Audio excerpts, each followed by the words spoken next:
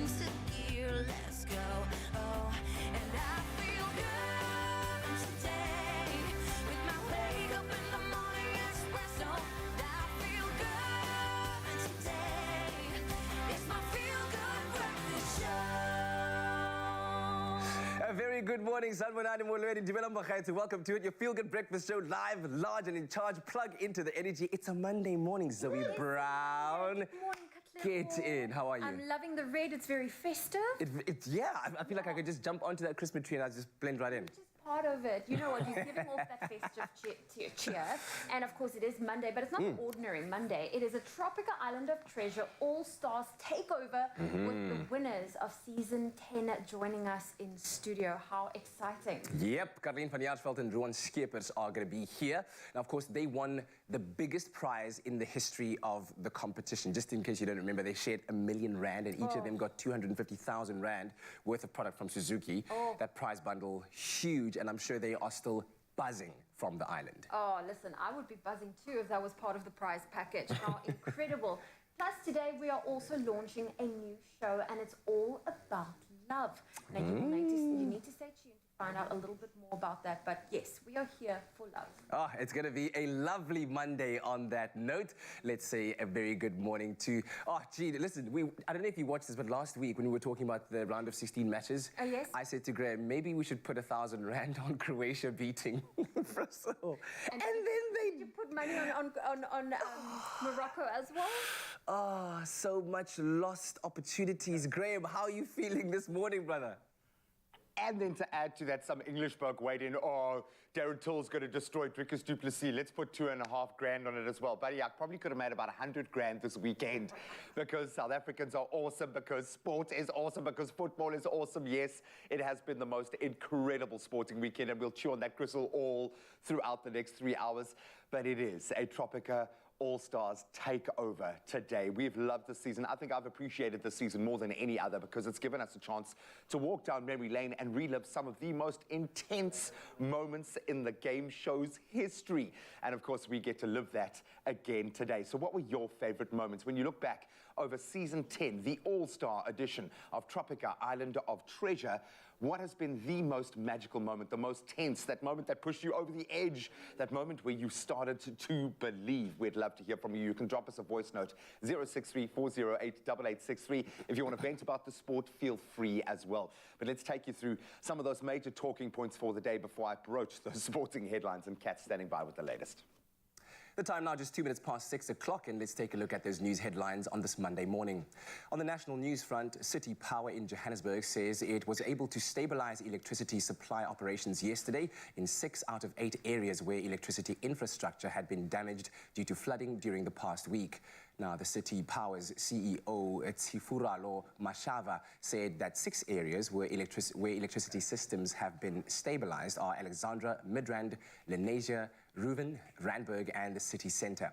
However, says Mashava, much work still needs to be done to restore power supply to various parts of the metro. Meanwhile, Johannesburg Metro says it's concerned about the safety of people who live on the banks of the Yukskay River in Alexandra, north of the city. Now, most structures near the river are illegal and unsafe. Alexandra was badly affected by flooding in Gauteng last week. The city's MEC for Community Safety, David Tembe, says they plan to move residents who live along the Yukskay River to a safer place. Search and rescue teams have located the body of Warrant Officer Ntsaka Pataka, whose car was swept away by floodwaters in Soweto. On the international news front this morning, the noise was deafening at the Al Tumama Stadium in Qatar, a mixture of euphoria and disbelief, tears, hugs, and smiles. Now, Moroccan fans had dreamt of this moment, but not many expected that would actually happen to them. Morocco's success in becoming the first African team to reach the World Cup semi-finals can galvanize the continent, said several of Africa's football top officials.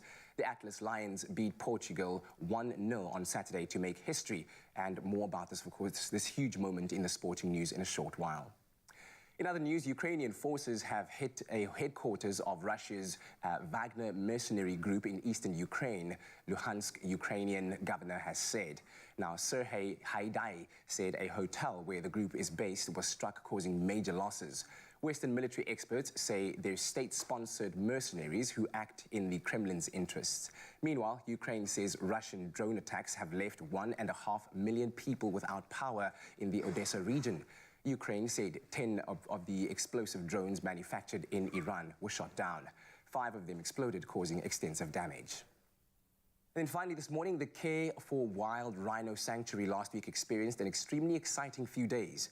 They're a non-profit organization and the world's largest orphaned rhino sanctuary, specializing in the care of orphaned and injured or sick rhinos. Now, last week they welcomed their 5th baby rhino this year and also celebrated a very important birthday when Daisy, the miniature rhino in their care, turned 1. And moreover, wildlife vets removed a huge thorn embedded in the soft tissue of a young giraffe calf's hoof.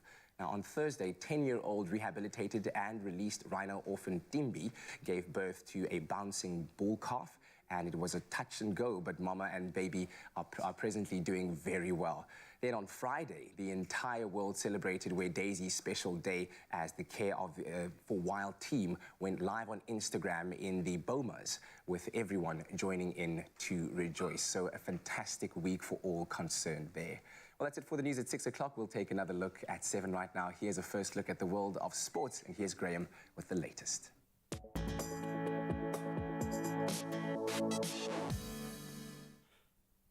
Well, those of you who are my age probably wondering where Jim Carrey was in that scene, but absolutely beautiful story to kickstart the day. So let's continue on that positive trend. Wow, what a weekend. The World Cup now down to the final 4 teams with, yes, as Kat said, Morocco through, as well as France, and then Argentina and Croatia looking to book their spots in the final later this week. So the big surprise package, Morocco made history by beating Portugal in a very strong Portuguese side at that 1-0 to become the first African side in the history of the tournament to reach this stage. Incredible stuff. And they will play defending champions France, who looked every part the defending champion outfit. They overcame England 2-1. Harry Kane missing probably the first penalty of his career and would have drawn the sides level. Absolute shocker there. Then Argentina, Croatia, they both advanced the hard way, beating the Netherlands and Brazil on penalties. And boy, didn't that Croatia-Brazil match turn on a dime. Incredible stuff. And of course, a little bit later this morning, we'll be connecting with Good Morning Qatar across all the SABC sports channels. So join us for that after 7. But of course, a lot of other sport happening in and around the country and down in the mother city. The Cape Town Sevens proved once again to be an unhappy hunting ground for the Blitzboks, with the home side only managing a 4th place finish in front of their home crowd. They ultimately went down 10-7 to Samoa in the Cup semi-final, with the match going into extra time. But Samoa, they feel something special down here. South Africa then lost 22-14 to the USA in that playoff for the 3rd and 4th spots. But Samoa themselves, they took on New Zealand in the showpiece, with Samoa running out 12-7 winners. A lot of fans locally for that team, and understandably so. Then on the women's side, South Africa lost all of their matches, unfortunately, to finish 12th place, while New Zealand, they were ultimately crowned champions, finally getting one over this incredible Australian women's team. Then onto the longer format of the game. The Bulls got off to a firing start against French club Lyon at Loftus, as they scored 28 points in the first half hour. But they had to withstand a pretty strong fight back from the French side to ultimately record what must have been a rewarding 42-36 victory for the team. Then the Sharks, they showed some real grit to defeat the Harlequins by 39-31, despite losing Oxen Chair to a red card and Bongi Bonambi to a yellow in the final quarter of the match. Incredible heart there. Then the Stormers were the only team to suffer a defeat in the competition, as they let a 14-3 halftime lead against Clermont going. They let that slip, and they ultimately went down 24-14 at the end of that. Now, if I look a little bit tired, it's because of MMA this weekend, and it was incredible. Dricus du Plessis picked up the biggest win of his career, undoubtedly, after beating Darren Till via submission at UFC 282 in Las Vegas on Saturday. The official stoppage time came at 2:43 in that 3rd round, as du Plessis got the job done with a rear naked chokehold that seemed to catch Till's jaw in a very awkward position, but a brilliant performance. The 28-year-old now 4-0 in the UFC. Then here's a young understudy, if you will, Cameron Simon, meanwhile, looked like a beast. He scored a 3rd round knockout to secure victory over Stephen Kozlow in his UFC debut in Las Vegas. And both of them looked like kids just before Christmas, to be honest. The 21-year-old improved on a 7-0 with his TKO victory. Expect big things from these young men. But that's where we leave our sport for now. Of course, a brand new day. Some crazy weather recently, so let's bring you up to speed. Zoe's got the latest on the weather front.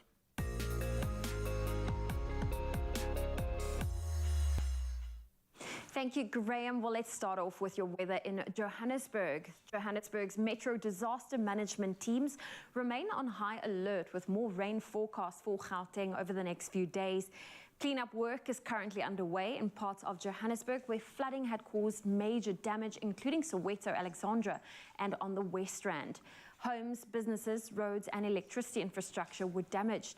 City Power in Johannesburg says the flooding has led to more than 1,000 power outages in areas which it's responsible. Many residents have been without power since Thursday. The CEO of City Power, Tsifularo Moshava, says the situation is under control. Meanwhile, the SA Weather Service has issued an orange level 5 warning for severe thunderstorms and downpours with possible damage and loss of infrastructure to settlements, formal and informal, damage to property and vehicles, roads flooding resulting in closures of some bridges and roads over the central parts of the Western Cape, southern Gauteng, and the central and northeastern parts of the Free State. Well, we now bring our attention to those sunrise views, and kicking us off this Monday morning, we have first up Willie and Pauline from Limpopo, who shared an early morning photo before enjoying a morning stroll. Then we have Yuhulda in George snapping this violet-filled view with palm trees swaying in the wind. Mala Govender out in Isipingo snapped this sunrise view with a light drizzle this morning. Winnie shared this lovely view from luscious greens, grass to clear blue skies. What a beautiful way to start off your day. And this photo was taken in Limpopo. And Dudley snapped a photo of the tall palm trees, calm water and the blue skies. What a magical view. Thank you for that. Well, if you would love to be like Dudley and Pauline, please share your WhatsApp videos and photos to our WhatsApp line. That number is 063 408 8863. Well, let's get into today's temperatures. Some thunder showers can be expected in Polokwane, a low of 16, a high of 28. Mbombela 18, 25. Pretoria 17 with a high of 27. Thunder in Johannesburg, 15 is your low, 25 your high. Mahikeng 18, 25. Klerksdorp 18, 24. If you're in Kimberley, a low of 18 and a high of 25 can be expected. Bloemfontein 16, 24. Richards Bay 21 with a high of 24. If you're in Pietermaritzburg, 18 is your low, 21 your high. Rainy conditions for Durban, 22 with a high of 24. Mthatha 17, 22. East London 21 with a high of 23. Thunder in Cradock, 18 is your low, 29 your high. Gqeberha 21, 26. George 19, 25. Cape Town 19, 26. If you're in Worcester, 18 is your low, 30 your high. Sutherland 15, 24. And Uppington 21 with a high of 35 degrees Celsius. Well, that's your weather for this morning. I'll have another update shortly after 7. Well, you know what? You know it's very real out here in these streets when people are posting things like, if you want flowers for Valentine's Day, you should plant now. Whoa. Is it that hard? Is it really that hard out there, in bro? these streets? Finding love in the modern era is an extreme sport, apparently. Yeah, man. Well, you got people in your corner. Don't worry. We'll help you get there. And, of course, it has been the most insane weekend. So the whole morning we're going to be processing, I think, just trying to understand what is going on in the world of sport. But I'm gonna raise a glass, a cuppa, a bottle to Drickus Du Plessis and Cameron Simon. Oh, there we go. Two incredible young fighters who had to prove their worth on the biggest international fighting stage, and they did it. So cheers to South African fighters. We absolutely love you guys, and it's going to be a crazy show. So if you're struggling to find love, maybe we'll help you out after the break. Only you can make my day.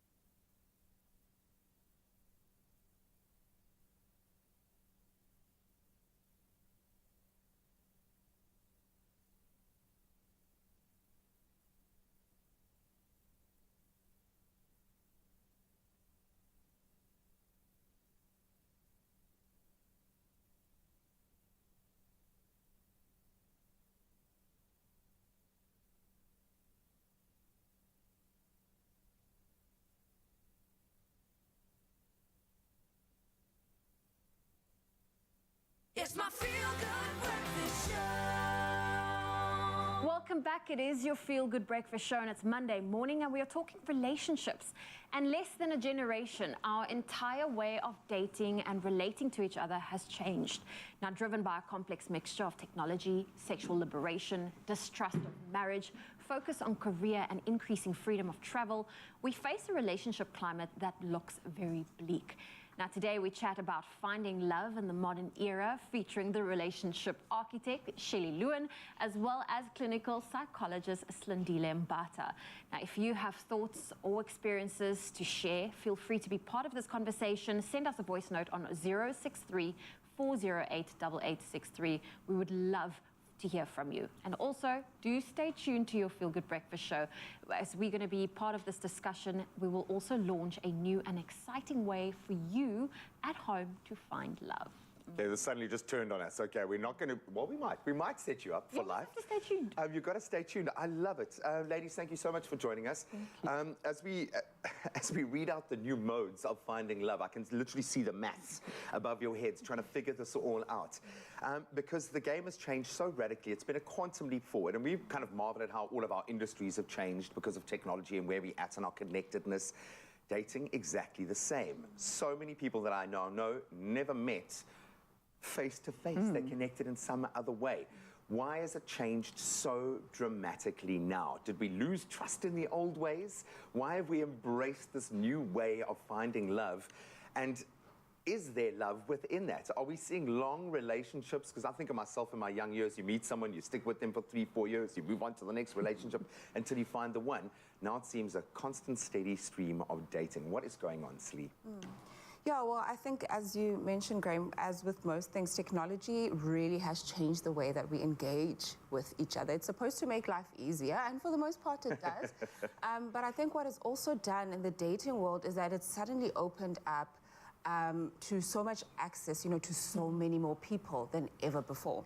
So I think whereas we might have dated, somebody that we actually know, or that's someone that we meet through a friend or a neighbor, nowadays you can sort of date through online platforms people who are overseas, people who are in a different province. So suddenly you have access to so many more people than before, and it means the volume of people too. Yeah, she's swiping there. Yeah, she's swiping. The volume of people that you see is so much.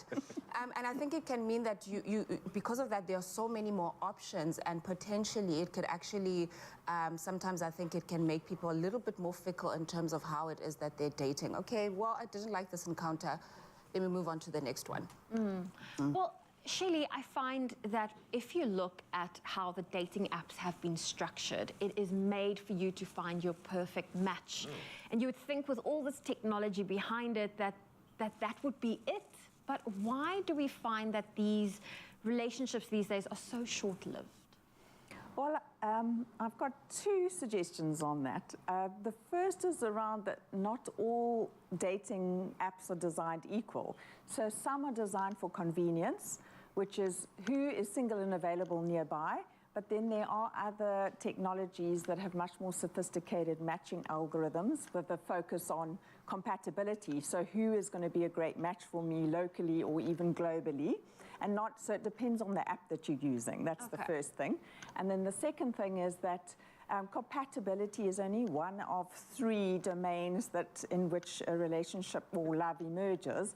So you also need to look out for intimacy, and if someone has the capacity to be vulnerable and to be intimate, and also partnering ability. So do they have the relationship skills to make it work? So you've got to have all 3. I'm thinking in a perfect world, we'll get to the point where you've got to train up to be on a dating website, where you've got to get those skills in check, where you've got to be able to prove your intimacy score is 7 before you can enter into a meaningful relationship. I mean, surely this is a good thing. Surely these tools are going to help us, because out of the 7-odd billion people on the planet, if we're expecting to find our one, we're going to need a little bit of help. And it's amazing to me that most often in the past that one would be living on a farm 100 kilometers away from you. You'd have to travel on horseback, meet the one, and then you'd partner up for the rest of your lives. Not like that anymore. Is this a realistic notion, this idea that we have that one person, our soulmate, waiting for us? Or is it a timing thing? In your experience in this space, because everyone's going to have a different notion of what that actually means, is this unrealistic for us to enter into the love game thinking, I'm going to find the one? Yeah. Good question. We're talking about everyone else, not Right. not Yeah, you. yeah. Well, I think first of all, it depends on what do you mean by, what is your own individual idea of a soulmate. I think there's a typical idea that there's this one individual who's just perfectly made for you with these attributes that will just match perfectly with yours. Whereas I think real life experience would tend to lead us to think that's not really the case. You might have to really, you might be compatible with more than one person, for many, many different reasons. And if you are looking for, the soulmate, the perfect person who has to be physically, emotionally, psychologically, every aspect compatible, you might have a bit of a difficult time. So I think in any relationship, in any romantic relationship, you might not get 100% of what it is that you're looking for all the time. I don't know how realistic that is, but you might actually manage to get most of what you're looking for with a particular individual or many different individuals and actually find that you can make it work. Can we call it the ones? I'm looking for the ones. The ones in the millions. Yeah. Okay, it's the ones we're looking for. No, I absolutely get that. Don't laugh, because I know how tough it is out in the dating game. It took me doing a live TV show in front of millions of people to find one. Others have found it online. You can find it in many different ways, but we want to continue this conversation. If you have found love in one of these amazing new ways of connecting with people out there, we'd love to hear from you. 0634088863. Drop us a voice note. You looking for love but struggling to meet the right person for you? Love is Love is an exciting new dating reality TV show that could help you find your match. WhatsApp a video introducing yourself and what you're looking for in a partner to 068 479 1441 and you could be selected to take part in the TV show. Enter now on 068 479 1441. Love is Love, coming soon to SABC2. Well, speaking of unconditional love, we're about to share a dose of care with a very deserving winner this morning. Now, Panada, of course, in case you didn't know, are giving you the chance to win 2,000 Rand by nominating someone close to you who has shown great care in your life over the past year and who you think deserves their own dose of care. So this morning, we'd like to say a big, big congratulations to drumroll! Marie Mobara, whose neighbor, Suanne, commented on the competition post and said, I nominate Marie Mobara for being the most caring neighbor for all my 42 years. Hashtag Panada Essay, hashtag a dose of care. Now, unfortunately, we tried to call both Suanne and Marie, but they are very, very busy this morning. So we'd like to congratulate them in absentia. Enjoy that extra cash coming your way and continue to show each other love and care throughout. Whoa, I flinched there. You all heard that, right? That was all happening. Okay. It's live TV. But congratulations to each of you for showing each other that love and that care as we go into this festive season. Now, when we have people that go that extra mile for us, we should acknowledge them. And these two have shown us exactly how to do it. Stay tuned to your Feel Good Breakfast Show. I'm going to work off that PTSD that just happened on live TV. I need a cup of coffee. I'll be right back. Sure. Being a parent can be challenging, but stepping out is when things get real complicated. That's why new Panado Pediatric Syrup 5 ml sachets are here to make the job easier. They're really convenient to pack and easy to use, so you're always prepared for pain and fever, anytime, anywhere. Panado, a dose of care. Only you can make my day.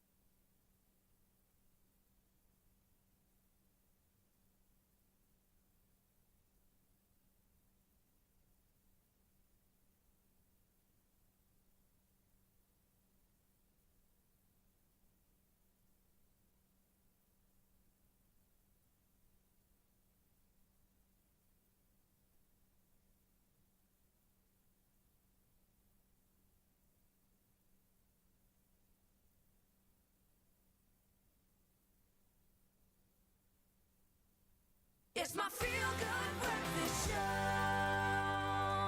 Summer love is a flutter, and we're back with our panel discussing finding love in the modern dating era. And boy, isn't it a crazy landscape out there. We're joined once again by two of our favorites, the relationship architect herself, Shelley Lewin, as well as clinical psychologist Slindile Mbata. And we want you guys please to stay glued to this discussion, as we are going to be launching a brand new and very exciting way that you could find love at home. In fact, we could bring it directly to you. But ladies, thanks for sticking around.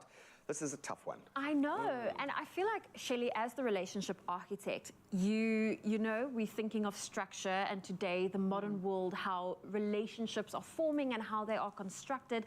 What do you find is potentially lacking in today's way of dating if you had to compare it to previous years?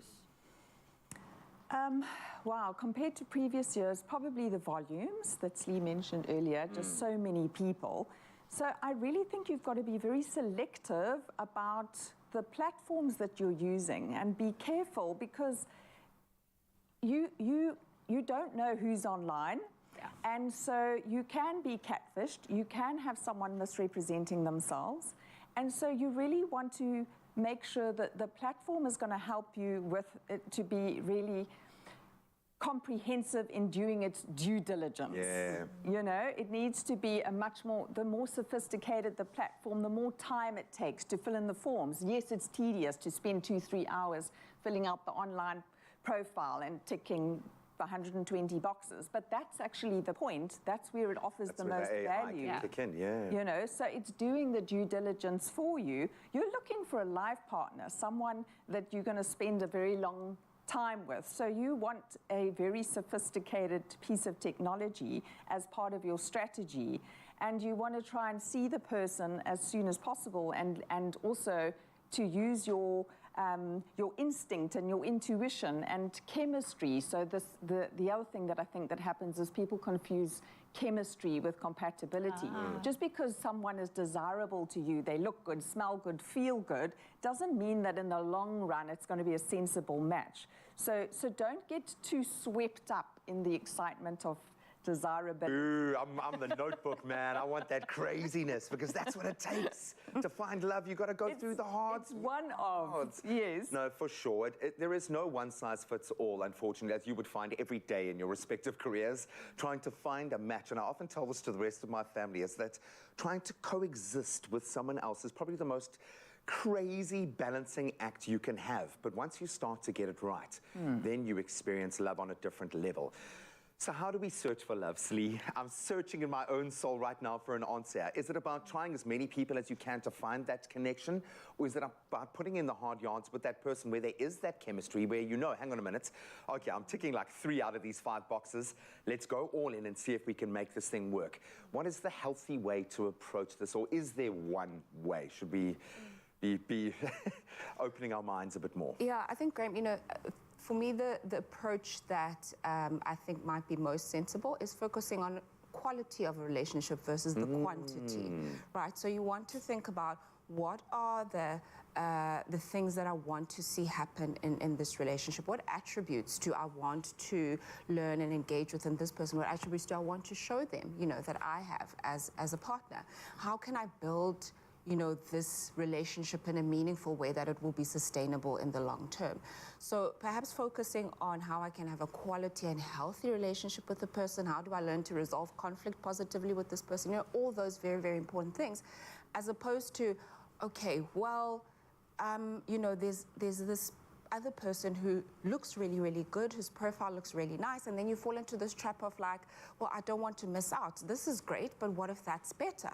So I think falling into that trap of comparing too many people, you know, doing too much dating as well, it can really make things a lot more difficult than actually just focusing on building a quality, healthy relationship. Because you can't control anyone else. You can't control what other people are putting down in their profiles on the websites. You can't control what algorithms are driving those websites. You can control yourself, and in terms of what you want. And I think a good way to define whether it's you're looking for a hookup or you're looking for a long-term relationship, start thinking and talking about how you want to parent your children.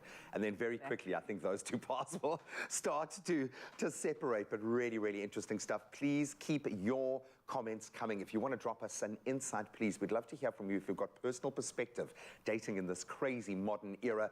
0634088863. Drop us a voice note. We'd love to hear from you. And yes, this is a safe place. So imagine this. It's a Monday morning. You shot your shot over the weekend and you scored. Date is loading. Now you have no idea what you're going to do on that date for the weekend. We got you covered. Delicious food, of course, is made with love. And it makes love even more visible, especially when prepared by yourself.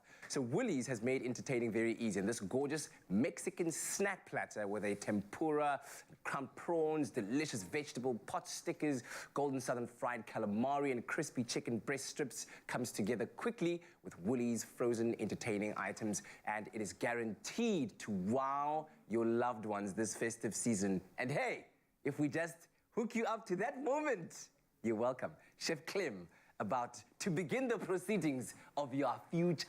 I like that. Yeah. I like that. That's what I'm saying. Because you should always, it's been proven that if you have a very good meal on a first date, that person will associate the good food with that good time. Is that what happened with you? Yes. Hey, show me that finger now. What you talking about? What you talking about? All right. Yes. Let's feed the love. So also, you know this whole thing about people say, oh, ribs aren't like first date food, whatever, because it gets messy, whatever. Yeah. No, you do want that. That's what you want. And this is one of those meals where you get your hands involved, you get to like, a little bit of this, a little bit of that, put it into the taco, eat Get it. messy. Yes. Huh? You wanna give them the wings, the sticky wings, you know? Yes. So that you can see what they do with the wing. Are they just or Okay. are they and do they turn it into dust afterwards? Just Like Tabiso used to say, he used to eat the chicken bones. And that's what not I'm allowed. saying. That's not allowed, though. No. What do you mean, though, You bro? can't eat the whole bone. You're not going to Yes. We'll need to have another discussion about But this not- on another day. On another day. There's something about that marrow on the end. Yay. Okay. It does things. Okay, let's do this. Let's build this amazing platter. So it's been proven 99% of snack accidents are caused because of poor planning. Snack accidents. Snack accidents That's a are real serious. thing. We want a snack accident-free festive season. Lovely So stuff. let's talk about it. So Woolies have come through with the crispy chicken strips, southern fried calamari. We know the Woolies tempura prawns. They're legendary now. They've also got the pot stickers, which are the pot stickers. I am loving these pot stickers. So everything, this is your base. This is where you work from. And don't just pick one, pick a few options. Variety. Spice. Exactly. The variety. It's Yes, variety. okay, cool. Let's get cracking. So I've popped a few things in the oven, a few things in the air fryer. Very easy. Do you go from frozen into From pan, frozen. oven, done? From frozen. Lovely. All we have to do now is pick the size that we want. Okay. And that's where things get interesting. Okay. So what I've done is I'm going for a Mexican theme. All right. Arriba. Arriba. Yeah. Vamos a la gente. Ándale. Here we go. Okay, Sí. cool. I've got the pickled jalapenos. Okay. The jalapeno chutney. Wow. I've got the spicy salsa. What? You like my salsa? There we go. Try my salsa? You buy my salsa. Okay, cool. I've got the roasted corn and coriander salsa as well. Wow. And then pink peppercorns, a little bit of the acidity. So Yes. you need that acidity? You're gonna make a chipotle mayonnaise for me. You got some mayonnaise in there already. Right in here. I've got the canned chipotles in adobo sauce. Amazing, amazing. Chipotle chilies. So I'm gonna give you got a spoon there. You can totally decide how many chilies you wanna add, how much Okay. sauce you want. These are spicy. Okay, be careful. Yes. Muy fuego. Muy fuego. Okay. Get that in there. I'm gonna start rolling your limes, and that's the trick to get the most juice out of your limes. Give them a bit of a roll. Oh. Break up the cells inside the lime. I thought that was just like a coping mechanism for you there. Meanwhile, it's a useful technique. Technique. Okay, bit of juice. I've also got some mini tortillas, flour tortillas, which we just toasted in the pan. I love that you didn't say tortilla. Okay, here's the thing. It's a public service announcement. Whenever there's a double L, it's a yeah. Yeah. It's not paella. Like, me llamo. Me not llamo? Me llamo. Eh? No. Me llamo. Eh? No, you got it. Okay, cool. You can toast them in the pan like we've done over here, so you can get like a nice mild crisp on it. But you can also go directly on the flame, get a little bit of char on Oh, there, look at which is that. really nice. And that, there's a reason we like toast more than normal bread. There's something that happens in the bread that caramelizes. It just makes it Yes. so much better. So cool. It also softens it out. And then this is what you want. You want that smoke. Okay, oh, you don't want that smoke. That's good. That's a good. Listen, is that all right? Are we That's doing it. okay there? Here you go, lime juice. You can hold it up. I'll squeeze. Oh. Oh, Oh, squeeze my What a life. catch. Did you see that though? What a catch! Hey! Oh my goodness, that was Muy amazing. fuego. Okay, lime Lovely juice, stuff. get it all in there, and you do want like quite a bit of it. You want to get that nice, like that tang in That there. enhances the flavor, go. right? Brings it all out. You can blitz that up for me. Cool. While you're doing that, I'm going to start decanting things into little bowls. And you want the presentation is everything. You want to make Yes. sure that people can tell you put in the effort. Okay. Pickled jalapenos. Look at that. Get that in. Oh, that's looking good. That's looking good. And it's not just about the flavor. You want the color to pop as well. So there we go. The corn salsa. I'm very interested in that, a corn salsa.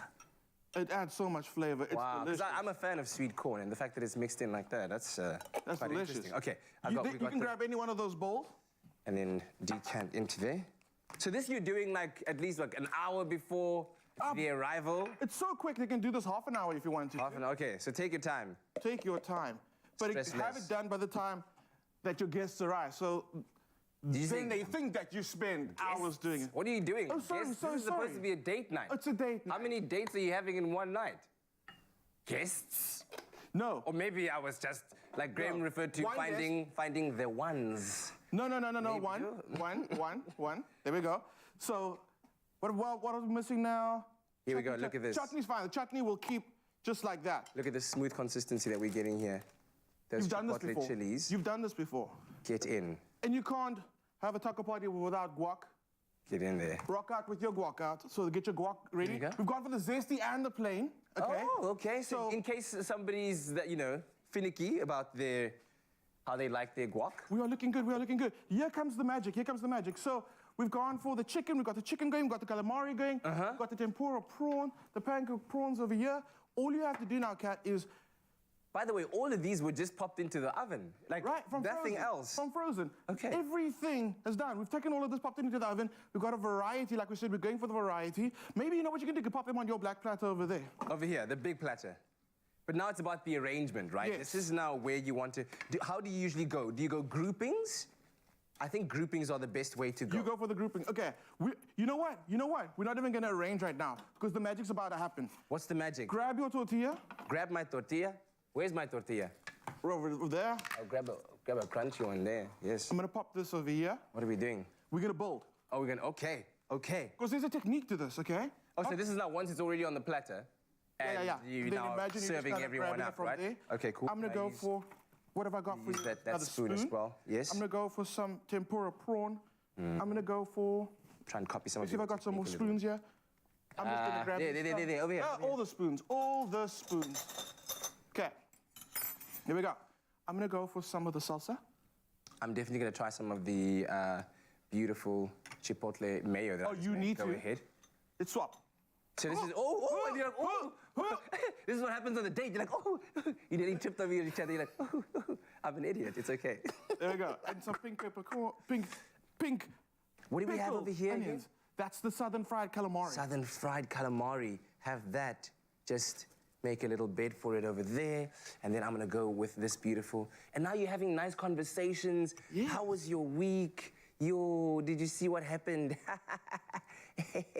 But now it's awkward because he or she is now not responding to your jokes. And then it's like, oh my gosh. Because they're so focused on the good food that you've made. Yo! Can you hear the wedding bells already? Yes. Can I try some of this? Please do, because now I'm going to teach you about that special technique. This is where you can judge the person. Okay. So you show off a little bit. So you kind of. Wait, I'm missing something. Why is mine is not piled up like yours?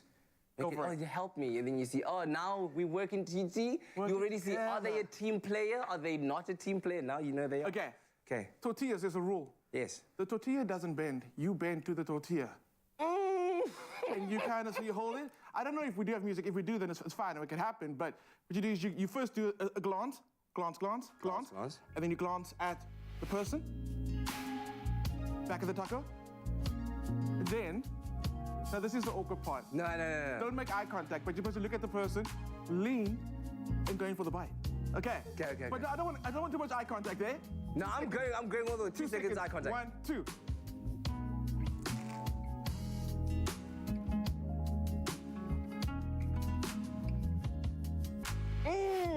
That's that Willie's difference.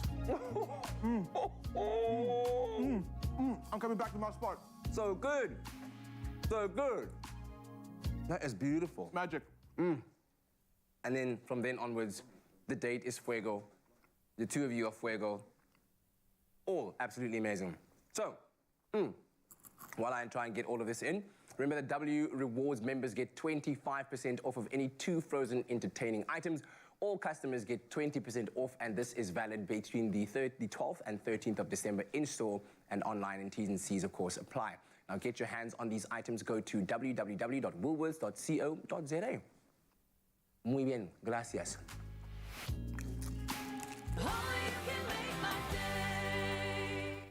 Sensodyne, repair, and protect with deep repair. The science is pretty amazing. It really goes deep and repairs tooth sensitivity. The science is there. It's going to improve their quality of life in a big way. This is the first thing I recommend.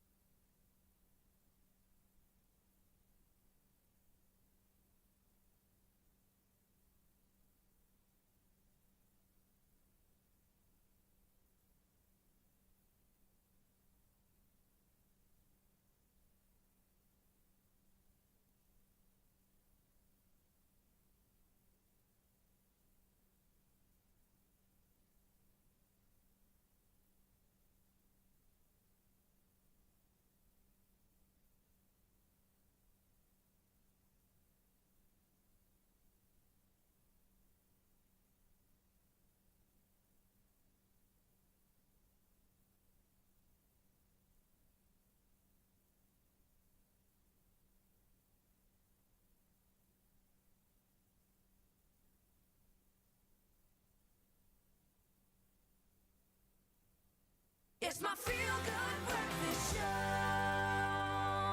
Welcome back. You're just in time as we're about to wrap up our conversation around finding love in this era and of, in fact, the era of dating apps and hookups. That is basically a hookup culture, and how it can be deflating and often frustrating. But do not worry, we're wrapping up our panel discussion on finding love by crystallizing practical actions, and we have a wonderful panel with us this morning. We have the relationship architect, Shelly Lewin, joining us this morning, as well as clinical psychologist, Slindile Mbata.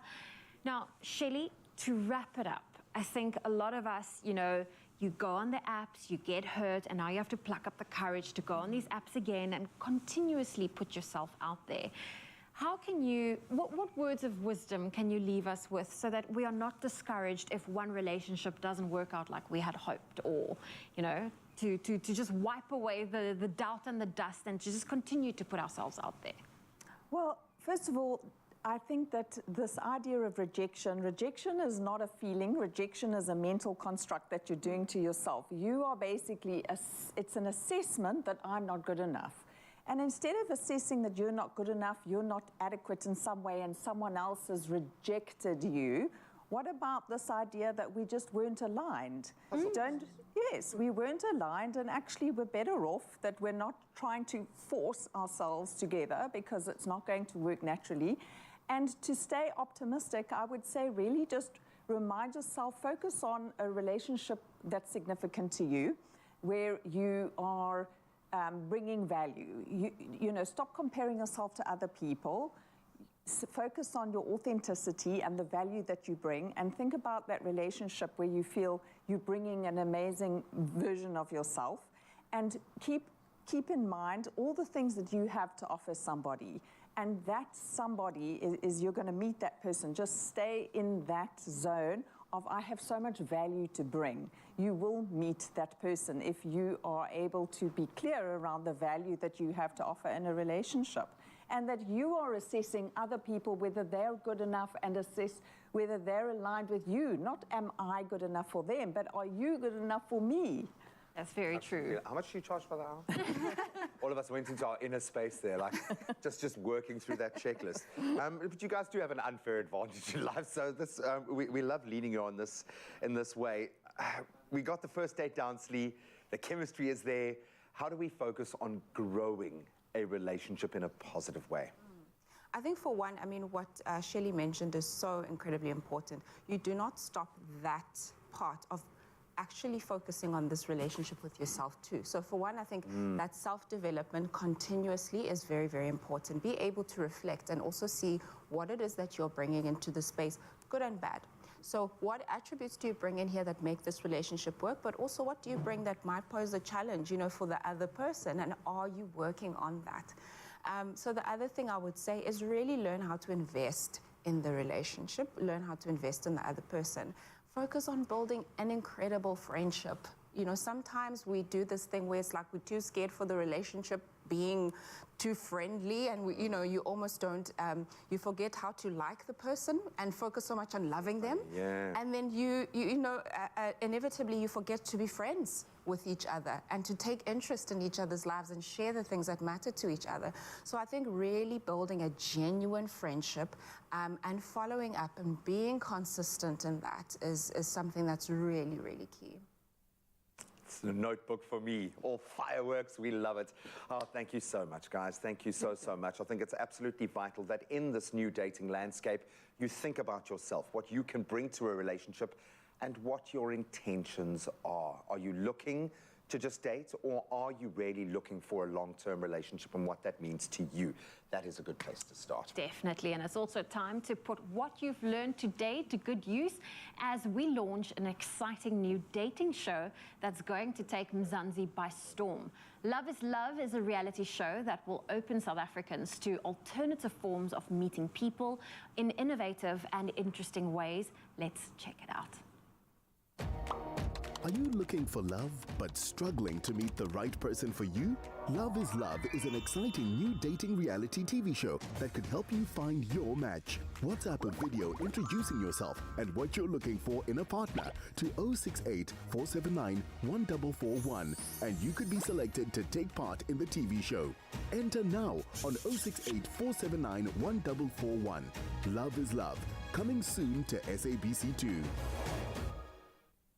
Well, exciting new times. And they do say love is a beautiful feeling that impacts and affects all of us. And a well-known author, professor, and philosopher, Sam Keen, wrote a book called To Love and Be Loved, and where he puts love and relationships into perspective. And he quoted the following. He said, "We come to love not by finding a perfect person, but by learning to see an imperfect person perfectly." That's a quote over there by Sam Keen. And of course, a reminder to all of us that no one is perfect out there, and we are all perfect in our own unique ways, perhaps imperfectly so. So learn to love your own imperfections, and loving someone else's imperfections will then come naturally. And remember to send us your WhatsApp video introducing yourself and what you're looking for in a partner. Send that over to 068 479 1441. And you may just be chosen to be part of the new show. We got you covered. 24-hour long wear, new skincare and ingredients, better skin by the day, diverse shades, transfer resistant and waterproof, for all skin, for every life. New Color Stay long wear makeup.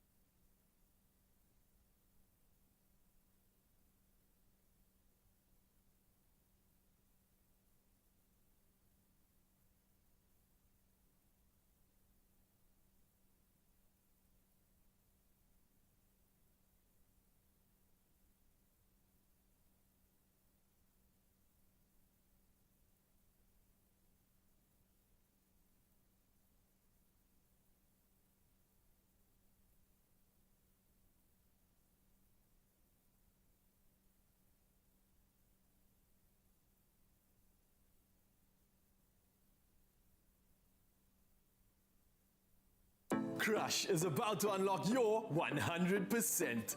On this exciting new TV show, you can realize your potential and live your dreams. I dream of cooking in a 5-star restaurant. I dream of singing to the world. Buy any crush and share a video of why it should be you to our WhatsApp line or upload it on our socials, tagging Clover Crush and hashtag Crush. Plus, you stand a chance to win your share of 500,000 rands worth of prizes. Crush, 100% goodness. It's my feel-good breakfast show. Welcome back to your Feel Good Breakfast show on this Monday morning, where we're also spreading the festive cheer this morning as we draw closer to Christmas. And what better way to get into the mood than to attend the Christmas Night with the Stars 2022 concert that's happening on the 15th of December. It's a very special event that will be celebrating its 3rd year, spearheaded by seasoned performer Sidor Bezic, and he is joined on the couch by fellow performers Carl Hendricks and Ceridia Lee. A very good morning to all of you. Good morning. Fantastic to have you with us. Hopefully the weekend was full of prep, rehearsals. You don't want to know. Oh, I do want to know, which is exactly why we're going to talk about it right now. And I guess the first thing to say congratulations to you, because this is your baby Sidwell, your initiation, your project that you kind of brought to life, and it's in its 3rd year, Yes. which means it's been doing well over the years. Tell me about how you decided that you would be putting together this show 3 years ago. Well, it was COVID, and a lot of artists were without work. Shows were cancelled or postponed, and me and my friends decided to band together, bring our resources together, and create the show Christmas Night with the Stars to create work for us at the end of the day, because there was no work. And so, yeah, we've been for 3 years, and so far so good. Yeah, and a night with the stars celebrating Christmas, but also an opportunity for new talent to make its way onto a big stage supported. Tell me about that part of it, because that's also, I mean, you do it in COVID times, but, you know, at that time, young artists perhaps were not even looking at getting into the industry at the time. Yes, and because a lot of seasoned artists were out of work, and many people forget the young up-and-coming singers was trying to get into the industry. So we decided, okay, to bring them in, because there's a lot of talent from the Boeland, where we're from, Paul Wellington representing. Yes. So we brought them into the show so that they can also work with the seasoned performers and get mentored by that process also. So it's a mentoring program, and it's creating a job program. So that's the main aim for Christmas Night with the Stars, especially when it comes to the young vocalists. Yeah, and then of course, it being Christmas, Carl, it's a very special time of year for families who connect through memories that are made, and music is a very important part of that. How does Christmas music play a role in your life? What's your connection to it? Loving Christmas music is actually the fact that it's the time of the year. We have to spend time with families, close friends, and having a fabulous and amazing time and be joyful. Yes. And I think Christmas music is one of the best music you can get, because it speaks love, joy, and passion. I absolutely love that. Ceridia, what about you? When you think about the concert, what makes it so special for you, and what are you going to be bringing to that stage? Katlego, as you know, I am a jolly person, and for me, I want to bring joy in the show, and yeah. Excellent. In terms of the lineup, I mean, there are so many Christmas songs to choose from. Talk to me about the repertoire. How do you go about selecting it, arranging it, and putting together the artist combination that's going to work for the show? Listen, I love Christmas music. You know, it's my favorite thing. And we're planning from June on. And after the 15th, I'm not going to be so into Christmas music, you know, because you listen to and you plan and the repertoire. So we've listened to the standards. You have the standards, which you always have to put in the show. But then we've also listened on the internet. There's a vast variety of songs that people don't even know of, and it's beautiful music. So we want to have the classics, but also bringing in the new stuff, the new music, new Christmas music. It's not about Mariah all the time, you know. No offense to the what do they call Mariah fans again? Mariah is the best, you know. She's the best. But having other stuff also in, you know, other Christmas music. There's beautiful music out there. Absolutely. People should just go online and look for it. Okay, so starting with you, favorite Christmas song? Rocking Around the Christmas Tree. Rocking Around the Christmas Tree, Carl? This Christmas by Chris Brown. All right. Sidwell? Every year, every Christmas, Luther Vandross. Oh, wow. You guys went totally left field. I thought one of you would at least hit me with a traditional The Fest Noel or something. But it's going to be an amazing night. Check it out. Tickets are available right now. Yes. 15th of December, we're talking, the venue is going to be the Huguenot Community Hall. And tickets are 150 Rand per person, so you can get them now. Where do we get tickets for the show starting at 7 p.m.? And you can phone us, contact us on Facebook, or get our number from our page. The Collective of Artists is the page name. Yeah, and get the number and contact us personally. Lovely. The show is called Christmas Night with the Stars 2022. If you haven't made plans yet, go and check it out. Yeah. Well, it's now that time of the morning for us to take another look at your morning headlines, starting off with national news. President Cyril Ramaphosa says lack of skills and corruption have been the prime cause of delays in the completion of the controversial Giyani water project in Limpopo. The president was addressing residents at Giyani Stadium. He had made an oversight visit to the project at Nondoni Dam outside Toyoando.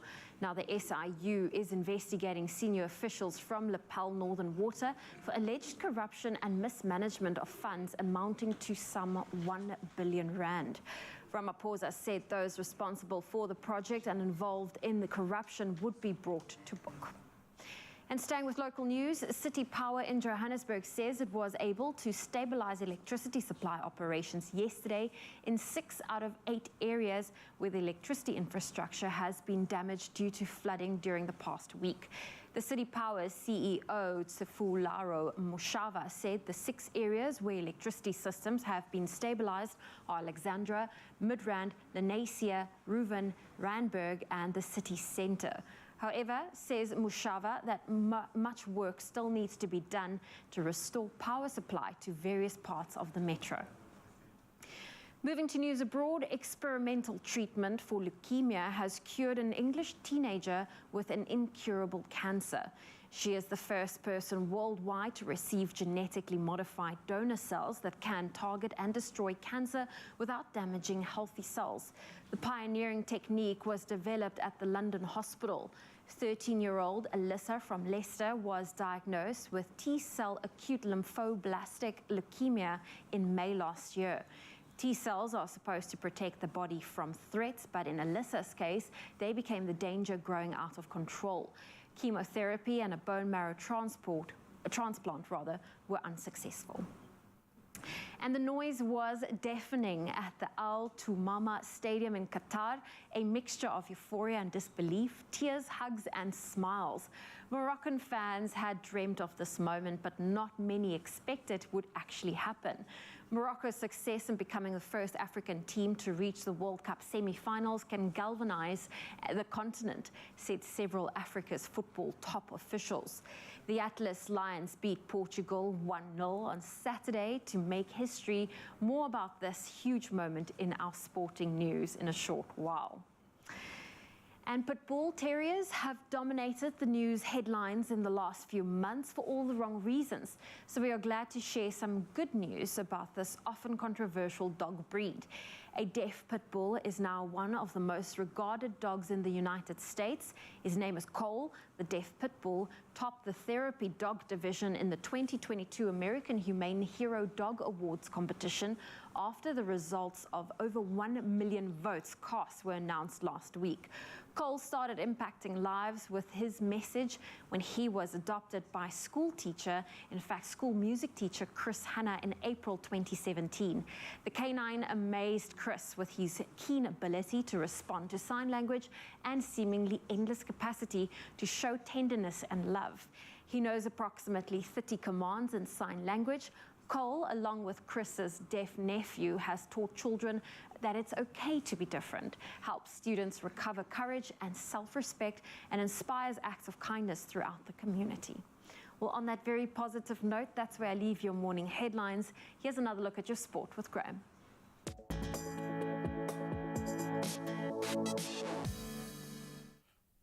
Thank you so much, Zoe. Not wanting to make light of the incredible work that dog does and many more like him, but I think a few people needed their therapy dogs this morning. What a crazy weekend in sport. Let's start with the World Cup. It's now down to the final 4 teams with, yes, as Zoe said, Morocco historically through, and France, as well as Argentina and Croatia, now looking to book their spots in the final later this week. So Morocco, they made history by beating Portugal and a very strong Portuguese outfit at that 1-0 to become the first African side in the history of the tournament to reach the stage. Incredible. They will be playing against the defending champions, who looked every part the defending champions, France, as they overcame England 2-1. Notably, Harry Kane missing a late penalty that should have been a sitter and would have drawn the sides level. Heartbreaking for the man who's given so much to his country. Then elsewhere, Argentina and Croatia both advanced the hard way, beating the Netherlands and Brazil on penalties. Then on to rugby. The Cape Town Sevens sadly proved once again to be an unhappy hunting ground for the Blitzboks, with the home side only managing a 4th place finish. And they went down 10-7 to Samoa in the Cup semi-final, with that match going into extra time. South Africa then lost 22-14 to the USA in that playoff for the 3rd and 4th place. Then Samoa, well, they were on fire this weekend. They took on New Zealand in the showpiece, with Samoa running out 12-7 winners and delighting their local fans, and there are many here. Then on the women's side, South Africa sadly lost all of their matches, gained some amazing experience running in 12th place, while New Zealand finally got one over their hoodoo side, Australia, who have been amazing throughout the women's competition this entire season. But kudos to the New Zealand ladies. Then on to the 15-man game. The Bulls got off to a firing start against French club Lyon at Loftus, as they scored 28 points in that first half hour, and then had to withstand a strong fight back from the French side to ultimately record what must have been a rewarding 42-36 victory. The Sharks showed some real grit to defeat Harlequins by 39-31. That was despite losing Oxen Chair to a red card and Bongiam Bonambi to a yellow in the final quarter of the game. And then sadly, the Stormers were the only team to suffer a defeat in the competition, as they led a 14-3 halftime lead slide against Clermont, going down 24-14 in the end. And a massive weekend inside the Octagon. Dricus du Plessis still knocks is still at his peak. He picked up one of the biggest wins of his career, undoubtedly, beating UK's Darren Till via submission at UFC 282 in Las Vegas on Saturday night. So the official stoppage time came at 2:43 in the 3rd round, as du Plessis got the job done with a rear naked chokehold. Brilliant performance. 28-year-old is now 4-0 in the UFC and in the top 10. Then his young disciple, Cameron Simon, was a beast. Meanwhile, he scored a 3rd-round knockout to secure victory over Stephen Kozlow in his UFC debut in Vegas as well. 21-year-old improving to a 7-0 with his TKO victory. That's where we leave our sport for about 5 minutes. We are going to be crossing to the rest of the SABC Sport family to say good morning, Qatar, in just a moment. But right now, let's get you to work safely.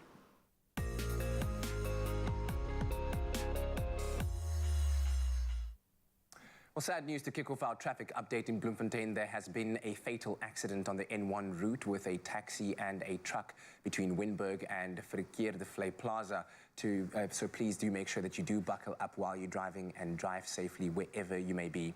Out in KZN, there's been an accident on the N2 northbound before Ebeklute interchange. The right lane is closed, so you can expect delays in that part of town. Well, that's it for the traffic right now. Let's take a look at the weather.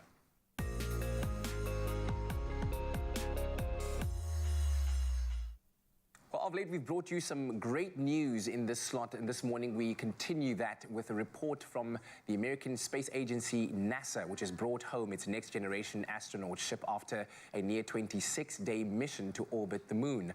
Now, the Orion capsule splashed down in the Pacific Ocean after a fiery re-entry into the Earth's atmosphere and a descent that was slowed by parachutes.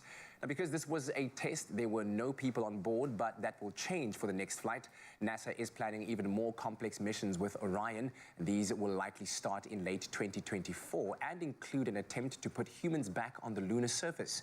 Now, this was last achieved exactly 50 years ago to the day by the crew of Apollo 17. NASA's new project is called Artemis, who in Greek mythology was the sister of Apollo. NASA Administrator Bill Nelson said it's historic because we are now going back into space, into deep space, with a new generation. Well, from space to coming back down to Earth, we bring you some beautiful sunrise views that you've shared with us. And first off, we have Akoliwe Singashe from Durban, who shared this amazing burnt orange sun, giving the sky that rustic look this morning. We certainly love it. Thank you so much. Also, Basil Gigaba shared this fabulous view all the way from Port Shepstone. And then look at how this beautiful sun glistens across the ocean. What a beautiful, stunning walk you might have taken to enjoy that and sharing it with us. Thank you so much for that.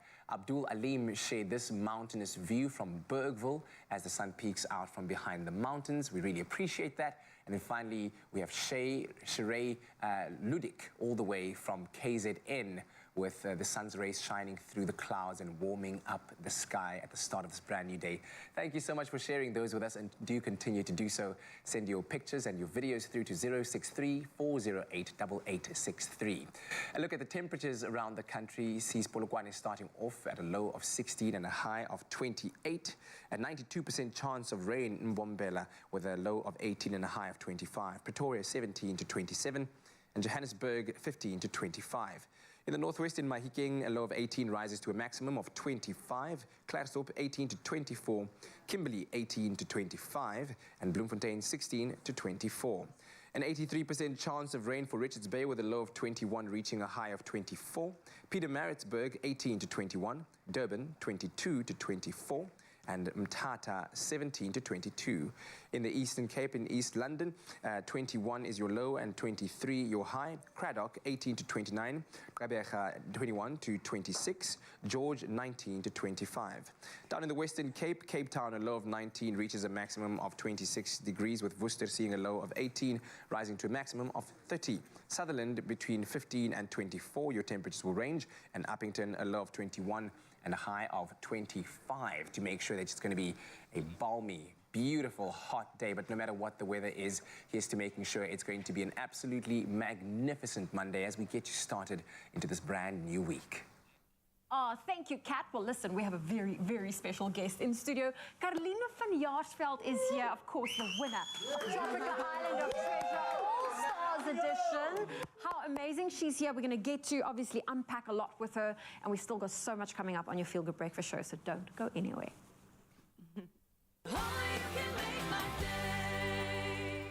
Stand a chance of winning 10,000 Rand with Play.Coza when you watch Tropica Island of Treasure. Simply SMS PLAY to 41191 or scan this QR code and follow the steps to enter. You could be winning your own treasure of 10,000 Rand. T's and C's apply and can be found on Play.Coza. Let's play with Play.Coza.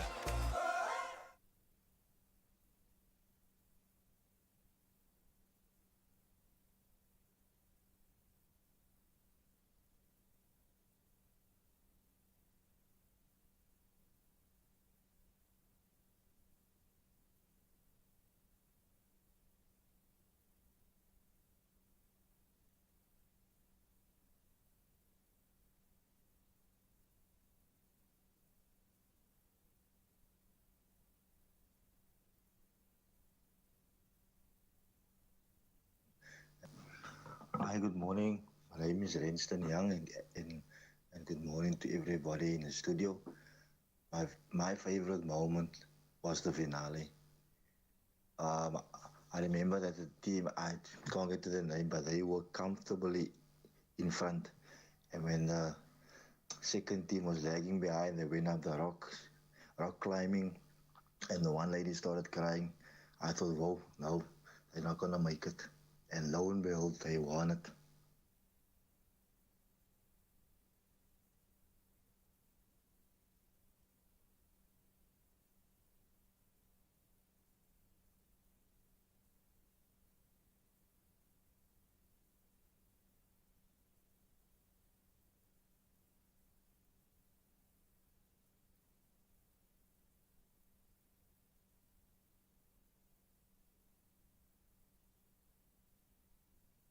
It's my Feel Good Breakfast Show.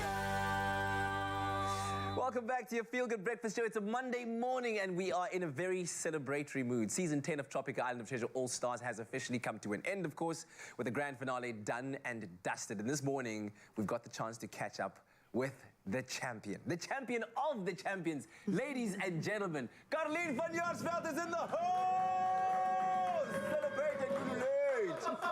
Yes, please. Of course, she was crowned an all-star champ alongside her partner, Ruan Skeepers, who together formed Team Tropica. Let's check out that winning challenge that crowned Carleen and Ruan as the Season 10 champions of Tropica Island Treasure All-Stars. Both teams seem to be making some progress, and then at the snap of a finger, they find themselves right at the beginning where they started with the puzzle. Wait. Swear. Oh, in the purple. I move these pieces, and then Ruan wants to make a move from the side, and I'm like, Ruan, just wait. I got this. Now, there we go. So Carleen moves the two pieces, and it clicks into each other perfectly, like a puzzle piece. And I say, we figured it out. Oh my word, Team Tropical have it. Lift up the centerpiece. Go, keep going. You found the key. En ek draai om en daar's 'n groot kus agter my en hierdie sleutel is bedoel om daai te unlock en ek sê is hierdie die finale ding? I don't know what to do with myself, so I'm doing my victory pose. Carleen opens the treasure chest. Team Tropical are the winners of Tropica Island of Treasure All-Stars! It's a whole season long. Oh, what a moment. What a moment. Maar ek klap sommer vir myself op hand. And so you should clap for yourself. What a moment that was. And I mean, obviously in the moment when it's happening, my mind is looking at you guys, is looking at Team Pina Colada, trying to think about exactly what to say in the moment. And for you, it was equally surprising because when you finished the puzzle, it's almost like you couldn't believe that you'd actually done it. Ja, maar ek het nie geweet ek's klaar nie. I didn't know that it's finished by then. I thought there's something else. Wow. En dis eers toe jy vir my sê, nee, maar gebruik die sleutel, just use the key and unlock the Exactly. key. And I'm just like, Because here's the thing, right? If the opposing team had magically figured it out in the time, pulled out the keys and made it to the treasure chest Dan hulle before you, gewen, ja. then exactly. But Want onthou ons het daar aangekom, toe het ons het nie verduideliking gekry nie. We didn't get the brief on what's happening there in that space. Waar hulle het dit gekry. So I didn't know, okay, pick up yeah. the... Yeah. But tell me about what was going through your mind when you realized that after such an incredibly long journey, because it was a long journey, you know, the filming process took a long time. Wow. And the sacrifices that you would have had to make as a mom, you know, personal, business, to make it onto the show, and here you were at the pinnacle, winning. What was that like? Ja, dit was amazing geweest. Obviously, om weg te wees van my kinders af was vir my soos 'n massive ding. Ek wou nie so lank van hulle af weggaan nie. I didn't want to go away for such a long time. Yeah. En it's altyd difficult. It's just my man sê my kinders is verlengstukke van my. We don't know how to get like ons weet nie om distance te create. Yes. Yes. Ek en daai vier nie is baie moeilik. So ja, dit was ek kan dit nou nog glo nie. Dit is amazing. What did they say when they realized Mom she's a champ and she's also bringing home the bacon, the bag of like $500,000 plus 250,000 rands worth of prizes from Suzuki. When you rocked up home, you're like, yes, Mama got that done. What did they say? What did the hulle was super excited. Hulle het op en af gespring en hulle het gesê, Mama het gewen, Mama het gewen. Hulle was so bly saam met my. Hulle kon dit ook nie glo nie. Yeah. Hulle het my gesê as ek gaan en ek spandeer so baie tyd van hulle af weg, moet ek dan net wen. Ek sê, okay. Sounds like a fair trade. Have you decided what you're going to get from Suzuki? I mean, they got 250,000 rands worth of... Ek push 'n klein bietjie my luck, want ek weet ek kom van Suzuki Suid-Afrika af. En dan kan jy dalk 'n klein bietjie dierder karretjie kry. So I'm trying for a Brezza. Oh, you're trying to get it? Brezza. Okay, all right. Ja. You go ahead and do that. Maar ek wag nog om te hoor wat sê hulle. Mag ek nie. Anders kry ek vir my daai bike. You are Carleen van Jaarsveld. And what Carleen van Jaarsveld wants, she gets. I'm sure that they can make it happen for you. But congratulations on this. It's such a moment. And, you know, you shed tears of joy on that day as well. Had a very spiritual moment, you know, where you said you asked God to... if he's not going to give it to you, then rather just take it away. Ja. It all came together for you. Ja, ek was baie chilled geweest deur die hele ding, maar ek het regtig my familie so gemis. So ek het vir Here gesê asseblief, as ek nie if he doesn't want to give me the money, I'm also okay with that. Yeah. Maar vat my dan net van die eiland af en dan wil ek huis toe gaan. And with every elimination it just turned out miraculously. Well, those prayers were answered beautifully. We're going to chat a little bit later on because right now it is time for us to say good morning, Qatar. Yes, indeed. The final four at the World Cup have been decided. Morocco became the first African team to reach the semi-finals ever as they are now set to play against France. Good morning, Qatar. Welcome from Kat and myself to all of the SABC channels. What a crazy weekend of World Cup history we saw being made. And of course, we know who our final four teams are going into this final stage. The other last four clashes will see Argentina facing surprise outfit Croatia. And of course, if you missed any of the reactions, because there have been many, we're going to take you through some of these special moments. There have been some magical moments. Can we start this segment off by saying it with our chest? Morocco is an African country. Come on. They represent Africa proudly. Just get that out of there. And it's a first, man. History-making night for Morocco as they overcame a very strong Portugal 1-0 to progress to the semi-finals. As we said, for the first time ever, Youssef En-Nesyri, the man of the moment, he scored that winning goal, which obviously you can imagine what this sparked in Morocco. And for fans of Morocco on the Champs-Élysées, in fact, take a look at this. Whoa. Look at that.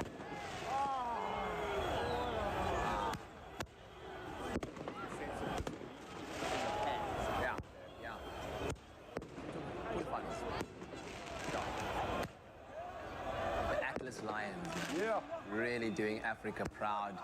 Those celebrations speaking volumes. And I think that was, you know, a celebration across the African continent. Across the world. Right? I think there are so many Africans living within the greater diaspora. It was a moment to be proud. Big moments, but also small moments. And there was this touching moment in the stadium itself when Moroccan winger Soufiane Boufal was celebrating, and this moment was captured with his mom on the field.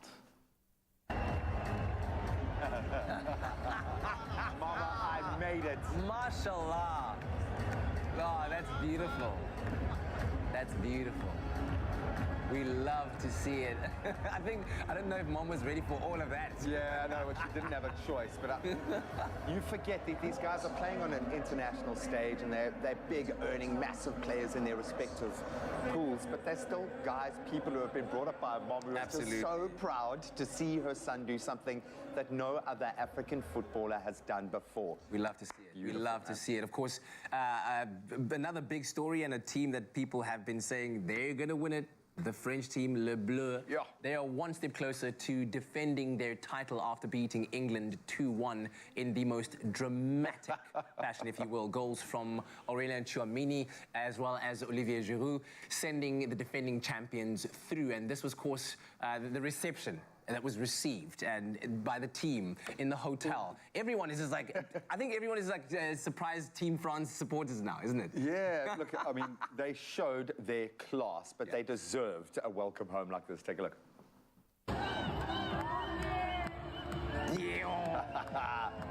The hotel celebrations are nuts. Oh my word, look at that. Like Carl Cox just rocked up, dropped a set. Look at Olivier Giroud. He's the man. And he is the man for France, though. And after missing that sitter just moments before he scored that goal.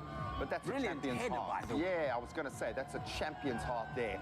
To put himself in that position, absolutely beautiful. So can you imagine how much these players must be chasing that winning feeling when after every victory you get back to the team hotel and that is the reception you get? Your expectations are reset. But Hernandez nearly cost them, though. He nearly cost them. Kylian Mbappe. Oh, and did you see the foot race? Unbelievable. Kyle Walker, Kylian Mbappe. Now we know. Now we know who the fastest man in global football is. Absolutely beautiful. And we're not going to, you can imagine in my household with my English wife, it was a slightly different soundtrack. So we'll move swiftly on to Argentina and Croatia, also going to be squaring off in the other semi-final after beating the Netherlands and Brazil, respectively. Incredible, hard fought for both sides with both of their quarterfinals going to penalties where we started to get nervous, but Lionel Messi, who was, I think, so key throughout the performance of his team, stepped up, did what he did best, and then, of course, he had to show a little bit of love to the fans as well. You could see the stark contrast of what role Messi plays in that Argentinian side as opposed to Cristiano Ronaldo in that Portuguese side. And the fact that he is still, without a doubt, their key playmaker. I mean, one of his teammates did say that Lionel Messi is 99.9% of the Argentine team. They are just the 0.1% when things don't work out his way. But he is clearly a man that is loved, a symbol of the spirit of Argentinian football. You know, he's like Maradona status. Yeah, right? And this might cement that. This World Cup might cement it. Now, we talk about those big and those small moments. This one might actually make me cry. The goosebumps are coming out already. There was a beautiful moment after the Croatia game where Ivan Perisic's son wandered over to a certain, I would say, inconsolable Neymar, who was amazing in that match. That goal of his was absolutely superb. But just take a look at what happened.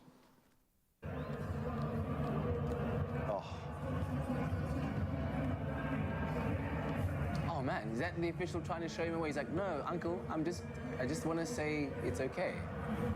Oh, that's amazing. That's the beautiful game. That's why they call it the beautiful game. Yeah, for a kid that age to know that that was the right thing to do there, to push against the whole world is around him. Stay there and not just turn away. Don't do this, and he knew what he had to do. That's goosebump stuff. That is what football is all about, Mr. Dana White, but don't cancel the next South African UFC contract because we dissed you. We absolutely love you. Good morning, Qatar team. We'll see you again tomorrow morning to say good morning, Qatar. Adios. A lovely one, and what a World Cup it's been, man. Wow. I'm loving it. Yeah, my hopes are still pinned on. I don't know. Right now, I'm torn. I'm torn because my emotional football heart says, come on, give it to Lionel Messi so that we can close off the GOAT discussion. We can just have the end of an era. But then my African heart is also saying, come on, Morocco, let's do it. And now we believe. Now we believe that Morocco can do it. You can share some of that love with us. In fact, keep that conversation going. 063-408-8863. How are you feeling about this enigma of a World Cup in Qatar? How about Morocco, Argentina in the final, push it all the way through to extra time and penalties? No, we don't want penalties. Then Messi misses a penalty.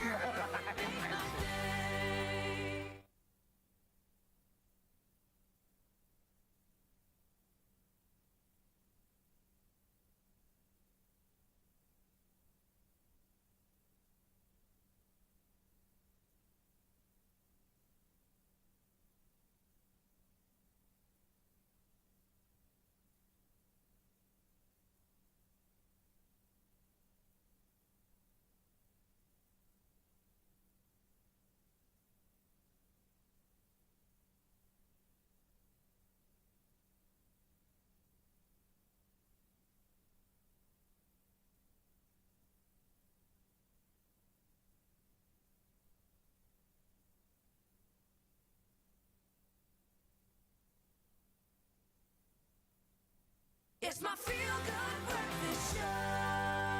Season 10 of Tropica Island of Treasure has officially, sadly, come to an end with the grand finale done and dusted. And this morning, we have an opportunity to catch up with Ruan Skeepers, who was crowned an all-star champ alongside his partner, Kalin, who together formed Team Tropical. In fact, let's check out that winning challenge that crowned Ruan and Kalin as the champions of Tropica Island of Treasure All-Stars Season 10. Both teams seem to be making some progress, and then at the snap of a finger, they find themselves right at the beginning where they started with the puzzle. Wait. Swear. Oh, met purple. I move these pieces and then Ruan wants to make a move from the side and I'm like, Ruan, just wait. I got this. Now, there we go. So Kalin moves the two pieces and it clicks into each other perfectly, like a puzzle piece. And I say, we figured it out. Oh my word, Team Tropical have it. Lift up the centerpiece. Keep going. You found the key. En ek draai om en ons 'n groot kus agter my en hierdie sleutel is bedoel om daai te unlock en ek sê is hierdie die finale ding. I don't know what to do with myself, so I'm doing my victory pose. Carleen opens the treasure chest. Team Tropical are the winners of Tropica Island of Treasure All-Stars! Oh, buddy, my stomach has just gone into knots. Give a very warm welcome to Ruan, our official champion of Tropica Island of Treasure. Oh, my word, buddy. I'm literally in knots right now watching that. What is going through your mind right now? Going back to that moment when you realized, because you were like doing your victory pose before the actual moment happened. What was going through your mind? You know, it was actually just an unbelievable experience. I couldn't believe it. I honestly, I didn't expect to be there, and Team Pina Colada had such a big lead. So just ending up there next to the chest, opening it, and knowing like this is the moment. I actually didn't know what to do with myself, so I was doing my victory pose. I was doing my poses. I was doing everything that I was. Everyone was making fun of me during the season for being the model and posing and whatever. So I thought, let me just do one of those, you know, just to end it off properly. You had to, bud. You almost had to do it that way. Congratulations, man. I know it got pretty hairy at times. And I think what I loved the most about this season was the chemistry, because it really does come down to how well you and your partner can gel. And it looked like you and Carleen had some fiery moments, but you had a great chemistry. What was it like being paired with Carleen, and was she your first choice? Be honest. To be honest, no. No, she wasn't my first choice. I think we kind of, like me and Sashi kind of had a thing. We were planning to get together, and Sashi and Roxy, they had like an agreement, and then somehow that got messed up, and I ended up with Carleen, who I didn't even speak to. So it was a little bit awkward at the start. So, but it is what it is. We made it work, and look at what we did. Completely. It's starting to sound like a whole different reality show about the way that you explain it. And I think people don't realize the dynamic tension that's going on behind the scenes. There is so much happening all the time, and it looks all fun and warm and sunny, but it's intense. That being said, what was your favorite moment of the show? Was there one particular moment that stands out as a highlight? There were a few good moments in the show. I really enjoyed spending time with most of the contestants. I enjoyed some of the games and just testing myself. But to be honest, my favorite moments were just like playing the game, meeting the people, interacting. That was the whole experience was just amazing, honestly. Yeah, and life-changing. Everyone who's gone through this, speaking to all the alumni, many of whom returned for this season, even if you don't win, your life has been changed. I get that. If you do win, though, it's slightly different. You have won yourself the biggest prize in the history of this competition, which has one of the biggest prizes of any reality TV show. Have you, in your mind, spent the money yet? And what on? A lot of people have asked me, what am I going to do with the money? And it's really difficult to decide. I mean, it's a big decision to make, and you have to be responsible. I mean, it can go so easy. And I've decided to invest most of it. I am going to take a little bit of the money and travel, maybe go to Europe or something. But no, I'm trying to be responsible. I'm trying to put it away. I'm trying to make the best out of it, not to waste it as I've seen many people do. Yeah, no, completely, dude. And it can be life-changing. I hark back to JR, who recorded an album with his prize-winning, invested in his own studio and launched his career. It really can be life-changing. And, of course, you had the added bonus of an additional prize, courtesy of Suzuki. Do you know what product or products you're going to be getting your hands on? Yeah, I asked them to get a Suzuki Brezza. It's one of the bigger models. And I'm honestly looking forward to getting it. I'm not sure when it's going to arrive, but I cannot wait to get my hands on that vehicle. We've test drove them for a while, but we launched them actually in this space, and they are amazing. They really are cool. So, oh man, I'm so chuffed for you, so proud this morning. And of course, you at home, make sure that you follow @Tropica on all of their social media pages so that you stay connected. Maybe one day you'll see yourself right there being interviewed as the winner of Tropica Island of Treasure. And of course, always stay smooth. Well, listen, welcome back to your Feel Good Breakfast show. It's time for a performance, and we are back in studio with the multi-talented Sidwell Bazique. Now, he is the co-director and producer of Christmas Night with the Stars Volume 3, and it's coming to the Huguenot Community Hill on the 15th of December, so make sure you get your tickets. But here is a taster.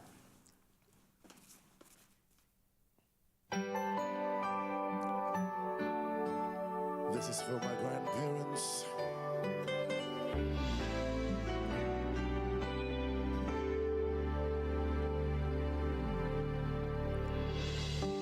was almost Christmas time. There I stood in another line, trying to buy that last gift or two. Not really in the Christmas mood. Standing right in front of me was a little boy waiting anxiously, pacing around like little boys do. And in his hand he held a pair of shoes, and his clothes were worn and old. He was dirty from head to toe, and when it came his time to pay, I couldn't believe what I heard him say. So I wanna buy these shoes for my mama, please. It's Christmas Eve and the shoes are just her size. Could you hurry, sir? Daddy says there's not much time. You see, she's been sick for quite a while, and I know the shoes will make her smile, 'cause I want her to look beautiful if Mama meets Jesus tonight.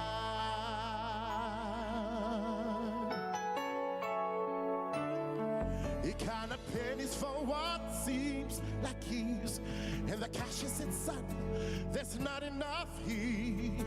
He shakes his pockets frantically, and then he turned and he looked at me. He said, sir, Mama made Christmas good at the house.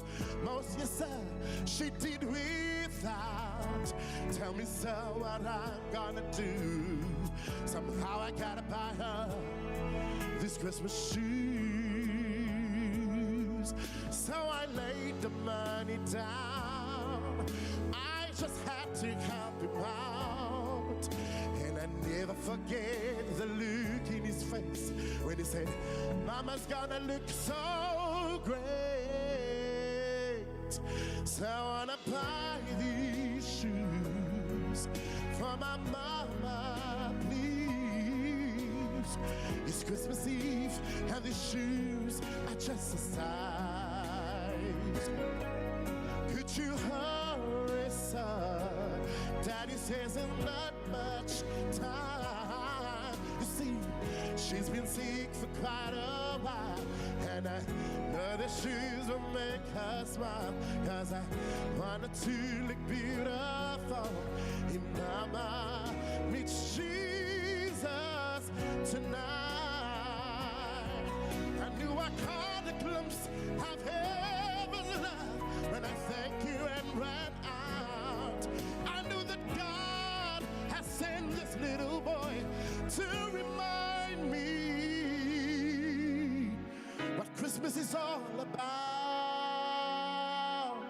So I want to buy these shoes for my mama, please. It's Christmas Eve and these shoes is just her size. Could you hurry, sir?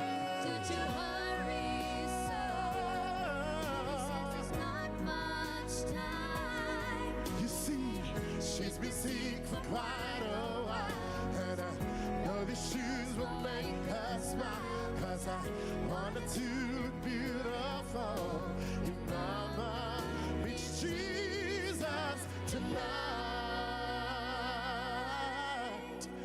I want her to look beautiful if Mama meets Jesus tonight. I wanna buy her these shoes.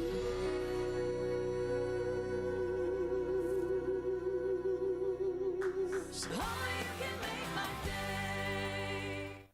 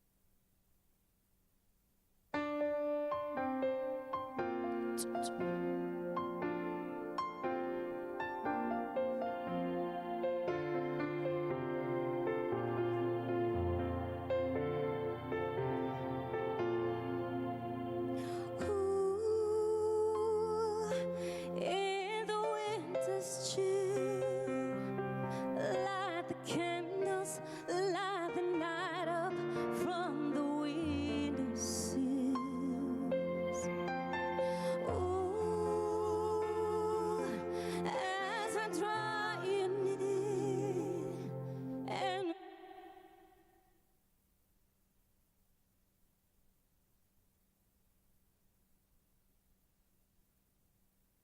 it's my feel-good breakfast show. Welcome back to your Feel Good Breakfast Show. Happy Monday if you've just joined us. Oh, and very exciting things, because with the festive season in full swing, we need that perfect recipe to add to our lunch or dinner tables. Yeah, and I had the opportunity to explore the AEG kitchen with renowned chef D to cook up a festive storm, unlocking the AEG air fry oven. Take a look.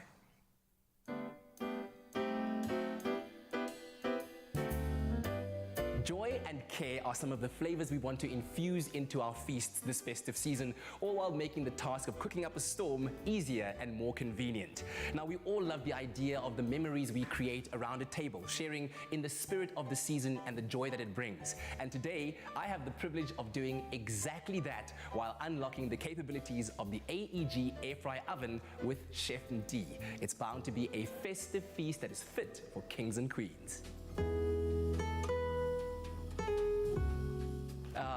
Look at this over here. You know, Chef D, they say that cooking is an act of love in some ways, and I feel a lot of love here today, especially as we're contemplating the festive season, looking at the spread. Take me through this menu that we're about to make today. Well, Kat, I hope you come hungry, because not today, I'm ready for you. Okay, I am making a feast. It's Christmas, you know how it goes, but we're doing things differently this year. We're challenging the expected. You know, at Christmas, you normally have your chicken or, just different roasts, but this time we're gonna make fish. And we are cooking in an air fryer, so everything is just air fried and healthy. I'm making you Parisian rice, and then I'm giving you cauliflower chicken nuggets, and I'm giving you fries, but this time use zucchinis. I'm going to attempt to make this in under an hour and a half, because you know, for Christmas we're always in the kitchen for the whole day, and this is not happening today. So at this point, you have preheated your oven. Yes. At around, what are we looking at, 180 to 200 degrees, right? So Okay, so for the rice, what we want to do first is obviously get the rice into the tray. Are we going to make the rice in the oven? Katleho, you'll never make rice on your stovetop again after you tried this rice. All I want is just 1 cup of water. And then I have a nice spice mix. Those beautiful Middle Eastern flavors. I've got some nuts. I've got, you know, a bit of sweetness with my sultana, raisins.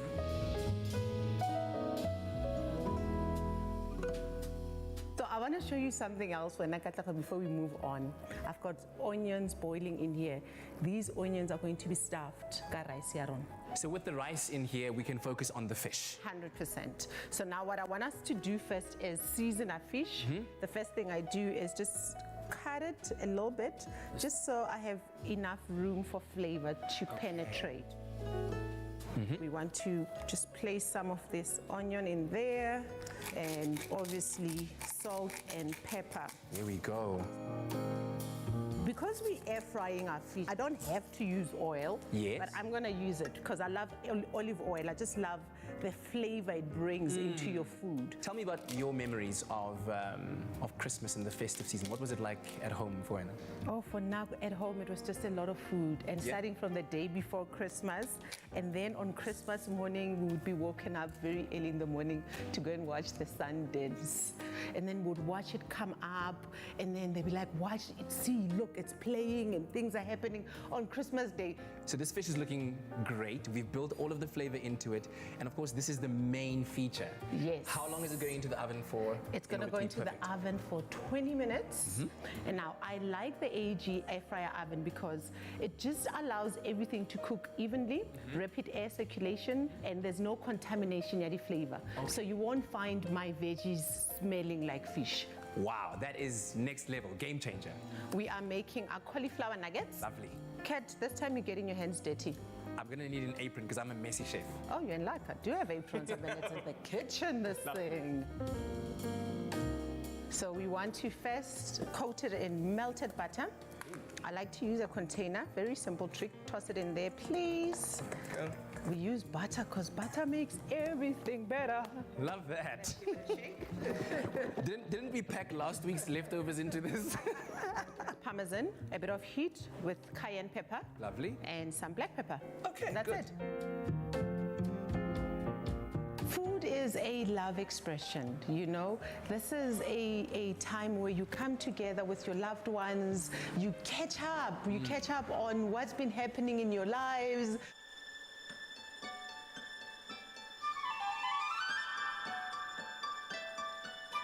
Zucchini fries? Yes. Cauliflower nuggets, all ready to go. Indeed. Into the oven, all right. Into the oven in 20 minutes, we are eating.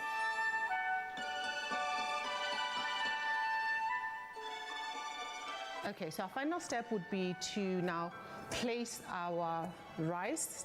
It's already cooked in there. Stuff it in the onion, back into the oven for another 10 minutes, just so the onions are nice and caramelized, and then we're ready to feast. Absolutely. Hey, And Christmas! speaking of feasting, when we started this, you did say we would be preparing everything in one air fry oven, and to see it done is absolutely amazing. Now, what I like about AEG air fryer oven is that it circulates the air beautifully. Your food has nice moisture. It tastes beautiful. It's crispy. I mean, in our case, we want it crispy on the outside and really nice and tender on the inside. So I really love it for that. I mean, the word wow comes to mind. Right?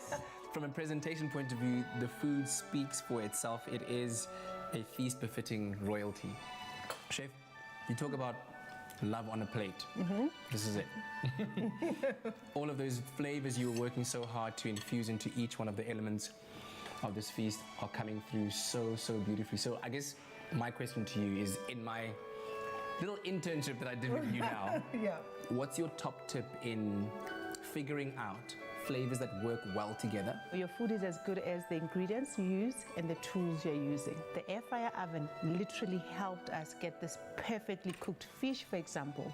Nice and crispy, but so, so tender and juicy on the inside. Having the right tools in the kitchen kind of takes the burden out of cooking a feast like this. I literally feel like I could do it myself. 2 buttons only. Temperature, and you decide whether you're cooking from the top, bottom, or both ways at the same time. Some of our fondest memories are made while sharing food. It's nostalgia, it's laughter, it's love on a plate. And today, the AEG air fry oven certainly helped me to create yet another highlight in my personal life. The ease with which we created our festive feast has inspired me, and I hope it's done the same for you. Happy cooking.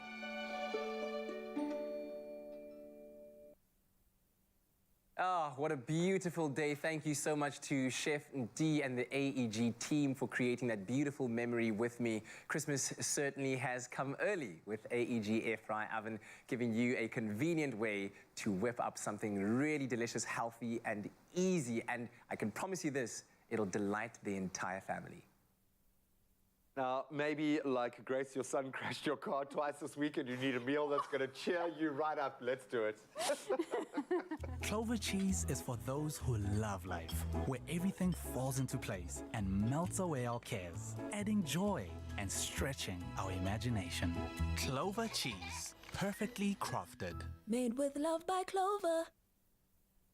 So if you are indeed planning your festive menu right now, then our Clover Elite Cheese, potato and caramelized onion galette should be the first thing on that list. If you don't know what I'm talking about, Gracie Stevens is here to put it all together for us. And this might divide the internet in Austria and Italy, okay? Because we are using a particular cheese.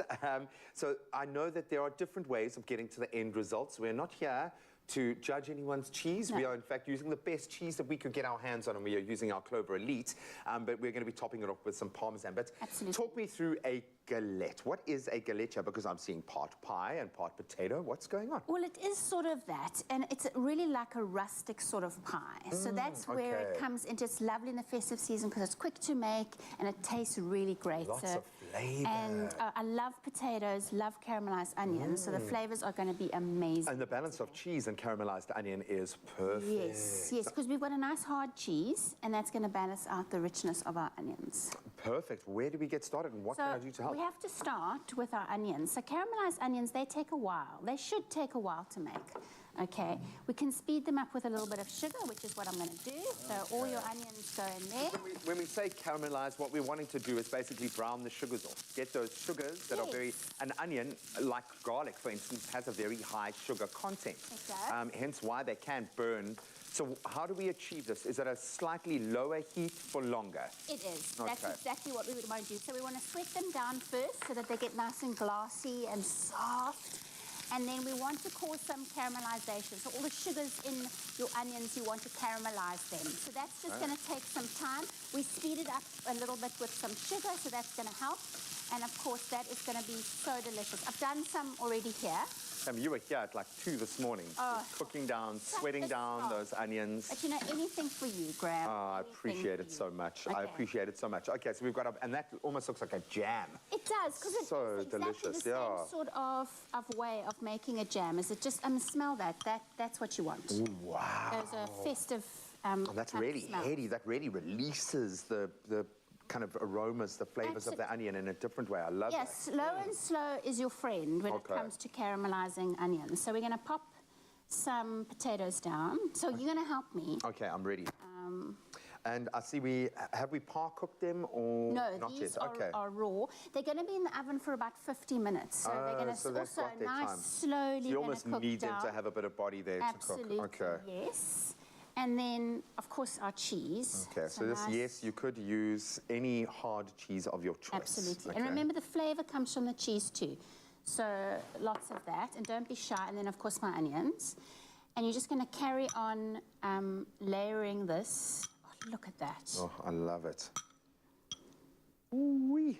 I was going to say, this would make almost a nice side, but this almost needs to be a prelude. I think this is a great starter. Yeah, this is like, as people are coming into the house, like, "Ooh, what's that smell? Ooh, what's that? Ooh, yes. Something smells great." And you're like, "Oh, in fact, just, have a little taste of this." Beautiful. And you can make little mini ones if you're really into it. Little tiny mini ones as a starter. Ones, yeah. Little ones that people can pick up with their fingers and pop into their mouth around a braai. You know, that's always so wonderful. You want to be the someone's going to impress their braai friends now. Absolutely. With a galette. And don't forget to season your potatoes. But also bear in mind that your salt is quite cheesy, so kind of balance. Your cheese is quite salty, and your salt is quite cheesy in this case. Yeah. And you also, you've got a natural a natural saltiness in this flavor profile, which is quite nice. You don't have to overload it with too much on yourself. And of course, we're going to be finishing this off with our beautiful Clover Elite. And we've gone for our cheddar, full flavor. But what I love about the Clover Elite cheese, perfectly crafted due to a 5-step crafting process to bring you cheese that is superior in quality, taste, and texture. Grace, you can open that little guy up there for us just to let us witness the joy and the love. And what I love about this is the convenience of Clover Elite cheese slices. And this dish can be prepared in layers, and you can add different flavors of Clover Elite cheese to the recipe as you go. I absolutely love that. So we could have had like 5 different absolutely. You want intensities of cheese. Don't be shy with cheese, because that's what's going to really flavor your potatoes. And what I like about this cheese is it's, because often you'll get a processed cheese, which has its place, I get that. Yes. But this is your beautiful natural cheese just sliced. Absolutely. So it just makes it so much you can easier. see it doesn't have that shininess to process. You can see this is real cheese. Oh, look how beautiful. And I think a bit of tang is going to go a long way here. I think it's all about managing that balance between the onion and the cheese. Those two flavors are going to be warring against each other. The lemon zest, I'm dying to wear. Well, there's our zing. Zest away. Please do. Zest away. Because this is all about layering your flavors and putting your own little stamp on it. Yeah, there we go. Oh, yes, that's lovely. And I can smell it from here, so you just know it's going to be great. Another layer of cheese, and then put some of that thyme on there, Graham, because thyme and cheese and potatoes are best friends. Oh, and we're actually growing some thyme. We call it father thyme in our garden. We keep cutting father thyme's hair. Oh, that's... Give him a little cut every now and then. Beautiful. This is earthy. This is simple, but it is jam-packed with flavor. And of course, it comes with the guarantee of that elite Clover cheese. Absolutely beautiful stuff. Into the oven, how long? About 90 minutes, you said. This 50 minutes, 180 degrees, and that should cook all your potatoes through beautifully. I'm just folding this up, and that's where we get that rustic sort of look. I love that. I love the fact that some of it is open and some of it is encased, enrobed in our pastry. Absolutely beautiful. 50 minutes in the oven, and you are winning at life. And if you missed any of the steps and need the ingredients, you can, of course, find them on our website, expressoshow.com. This is stunning. Oh, and that butter is just going to make that pastry all nice and beautiful and crunchy and golden brown. And the potato in there is quite substantial as well. This is a meal in itself. This is our starter for Christmas. Enjoy. Wow.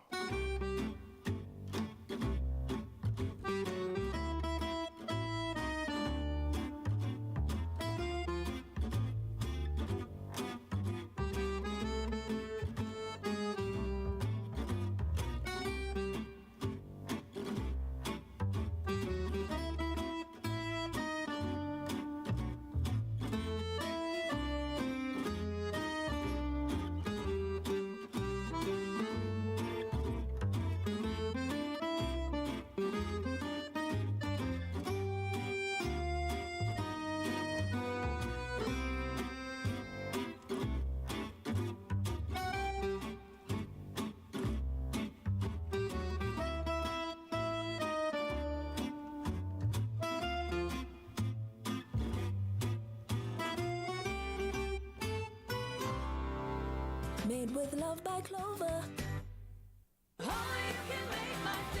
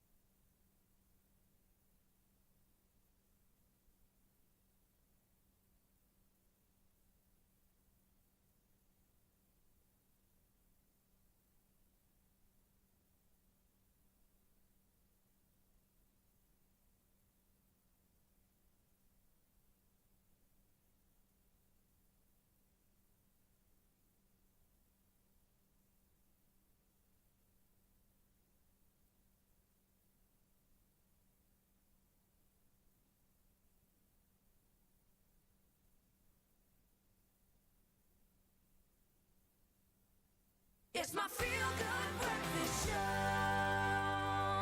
Hey, it's a Monday morning. Welcome back to your Feel Good Breakfast Show Expresso on S3. Happy Monday to you. Happy Monday indeed. Well, Citro Soda is officially entered their final week of giving away 2,000 Rand cash prizes to our lucky winners in proud association with Adcock Ingram OTC, sponsors of Brave.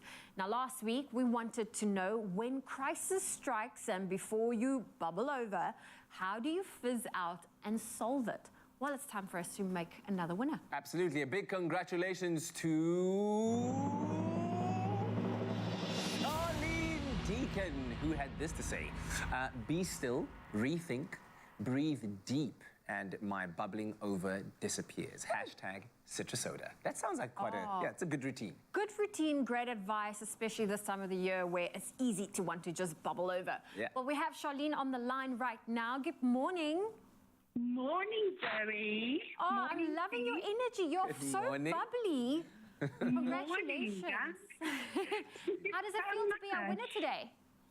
Fantastic. I'm so happy to hear that. Oh, Thank yes. you. 2,000 Rand is coming your way, Wow. Charlene. Yeah. That's a fantastic gift. Thank you, everyone. And Love thank you, that. Citra Soda, too. Yeah, tell me, what do you love about Citra Soda? It bubbles me down, as I've said. It keeps me going, it keeps me healthy, and yes, staying energized. Thank you. Enjoying life, enjoying the festive season. Oh, well, absolutely. Charlene, that 2,000 Rand is yours. Any ideas on how you're going to be spending the money? It's definitely going to be helping with the festive season. So thank you very much. That's wonderful. Well, thank you so much for entering the competition and enjoy that 2,000 bucks. And of course, for you at home, there is still time to join in on the competition the last week, as you said, of that cash prize giveaway. Now to, finally, if you want to be part of our final lucky winners of that 2,000 Rand cash prize, courtesy of Adcock Ingram OTC, sponsors of Brave, well, keep watching. Make the most of your festive season and celebrate without the fear of heartburn or indigestion spoiling it. Citro Soda's daily giveaway of 2,000 Rand cash will let you fizz up your fun.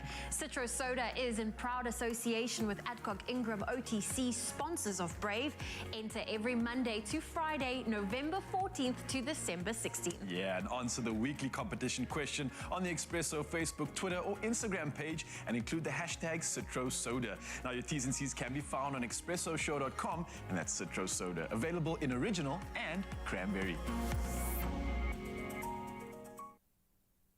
Christmas Night with the Stars Volume 3 is back. They've needed to do a Volume 3 because Volume 1 and 2 were amazing.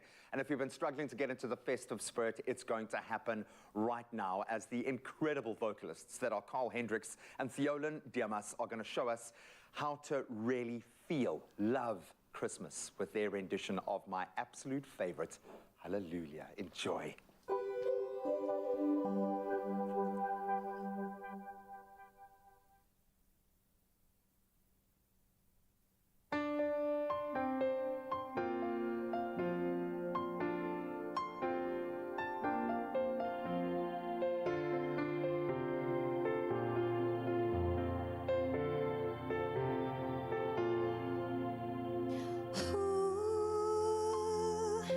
In the winter's chill, light candles, light the night up from the windowsill.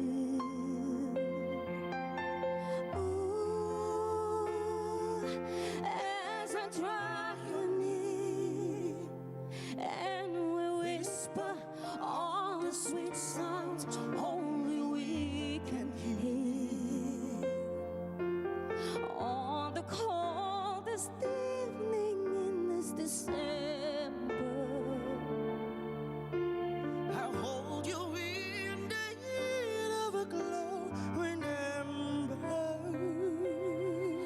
let the world stand still, the church bells ring, silent night as the angels sing, hallelujah, hallelujah. Let the magic warm the moonlit air. Hear the choir joining, singing there.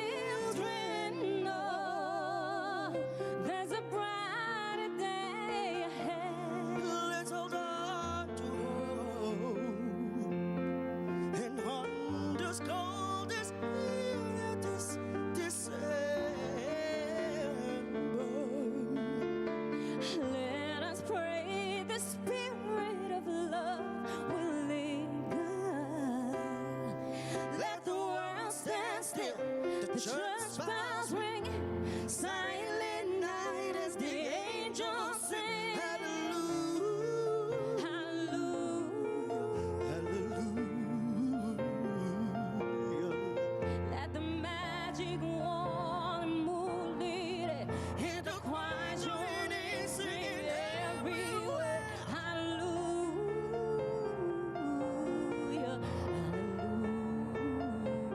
hallelujah.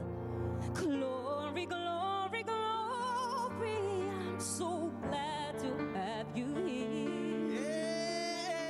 Let this Christmas moment last for years. Let the world stand still, the church bells ring, silent night as the angels sing. Hallelujah,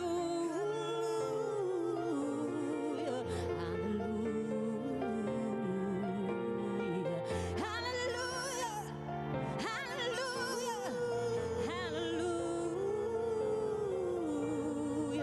hallelujah,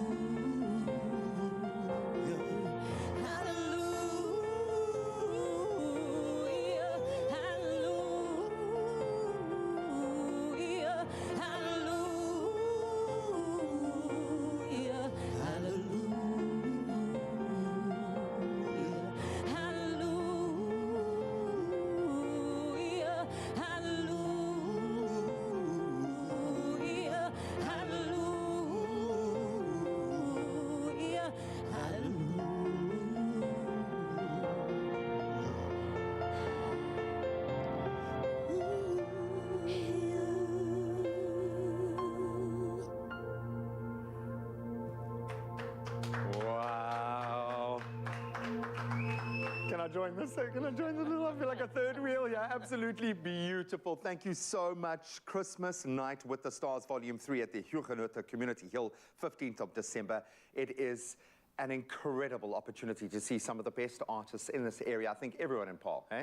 Can Yes. sing amazingly well, and you better be there. We absolutely love it, and thank you so much for blessing us with that. Thank you. It's a Absolutely pleasure. beautiful. We'll see you now.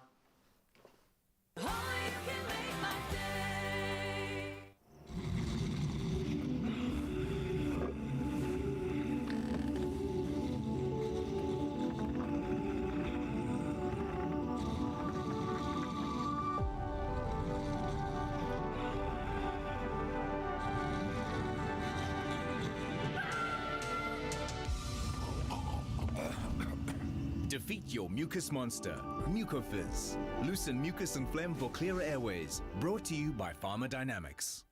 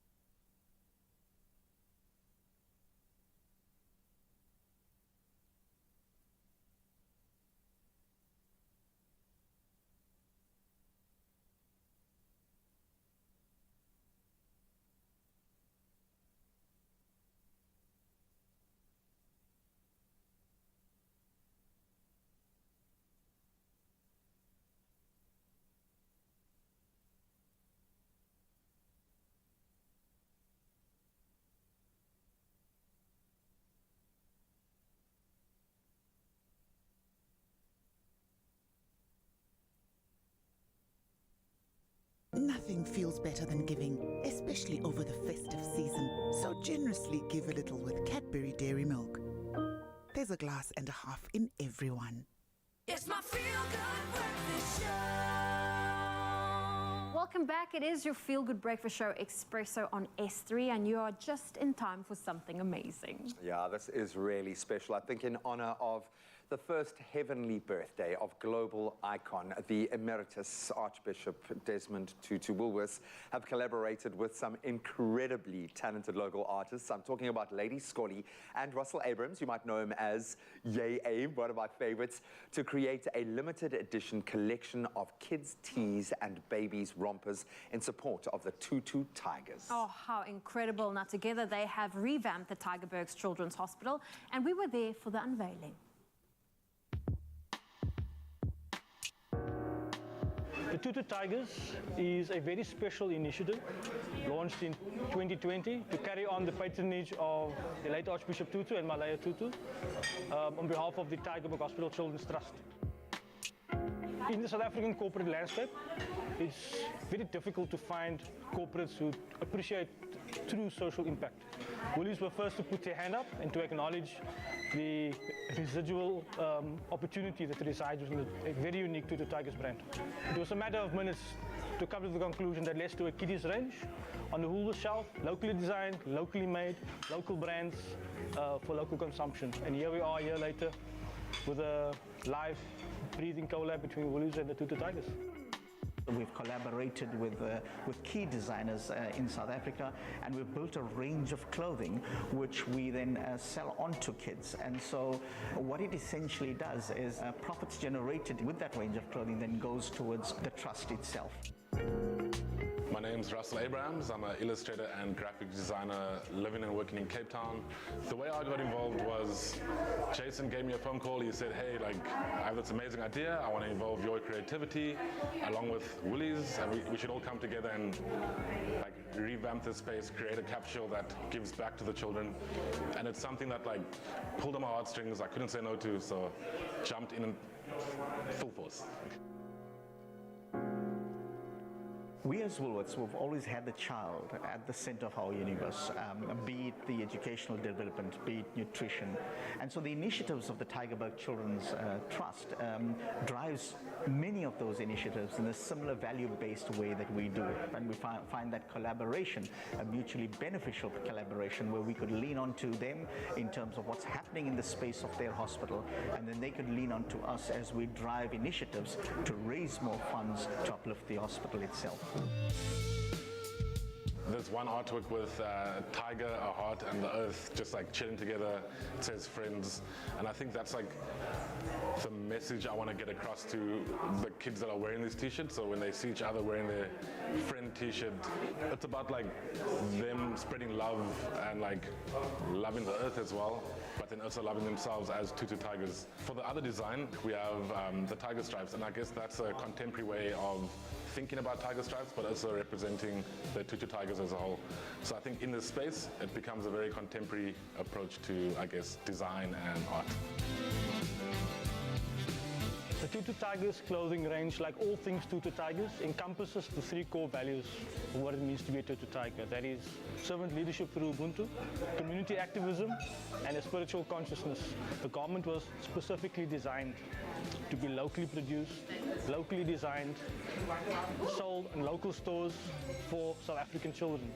The motto for the Tutu Tigers Woolies collab is children who can for children who can't, which means that through this initiative we are able to encourage a younger generation to walk in the footsteps of the arch. For many of the children who are often spending lots of hours in this hospital, it is such a more refreshing environment for them to be in versus the dull, rundown atmosphere that is so prevalent in most of the general hospitals that we visit. What we're doing is we're making it brighter. we're making it more colorful, we're putting in books, we're putting in toys, and we're creating an environment that the child feels more high-spirited in. With this collaboration with Woolworths, Tutu Tigers and the Tygerberg Children's Hospital, it's really this like full circle moment where we're all kind of holding each other's hands, trying to help each other and collaborate for a greater cause to, I guess, help children. Oh, beautiful. That would have got the Amazing. Archer's stamp of approval. And any cat animated thing, I'm sold. I'm there for it. It is Beautiful. incredible. What a beautiful initiative, bringing change in lives of children's lives. And you can shop the Woolies by Yay Abe and Lady Scully collection at Woolies right now. It's available in-store, online, or on their amazing app.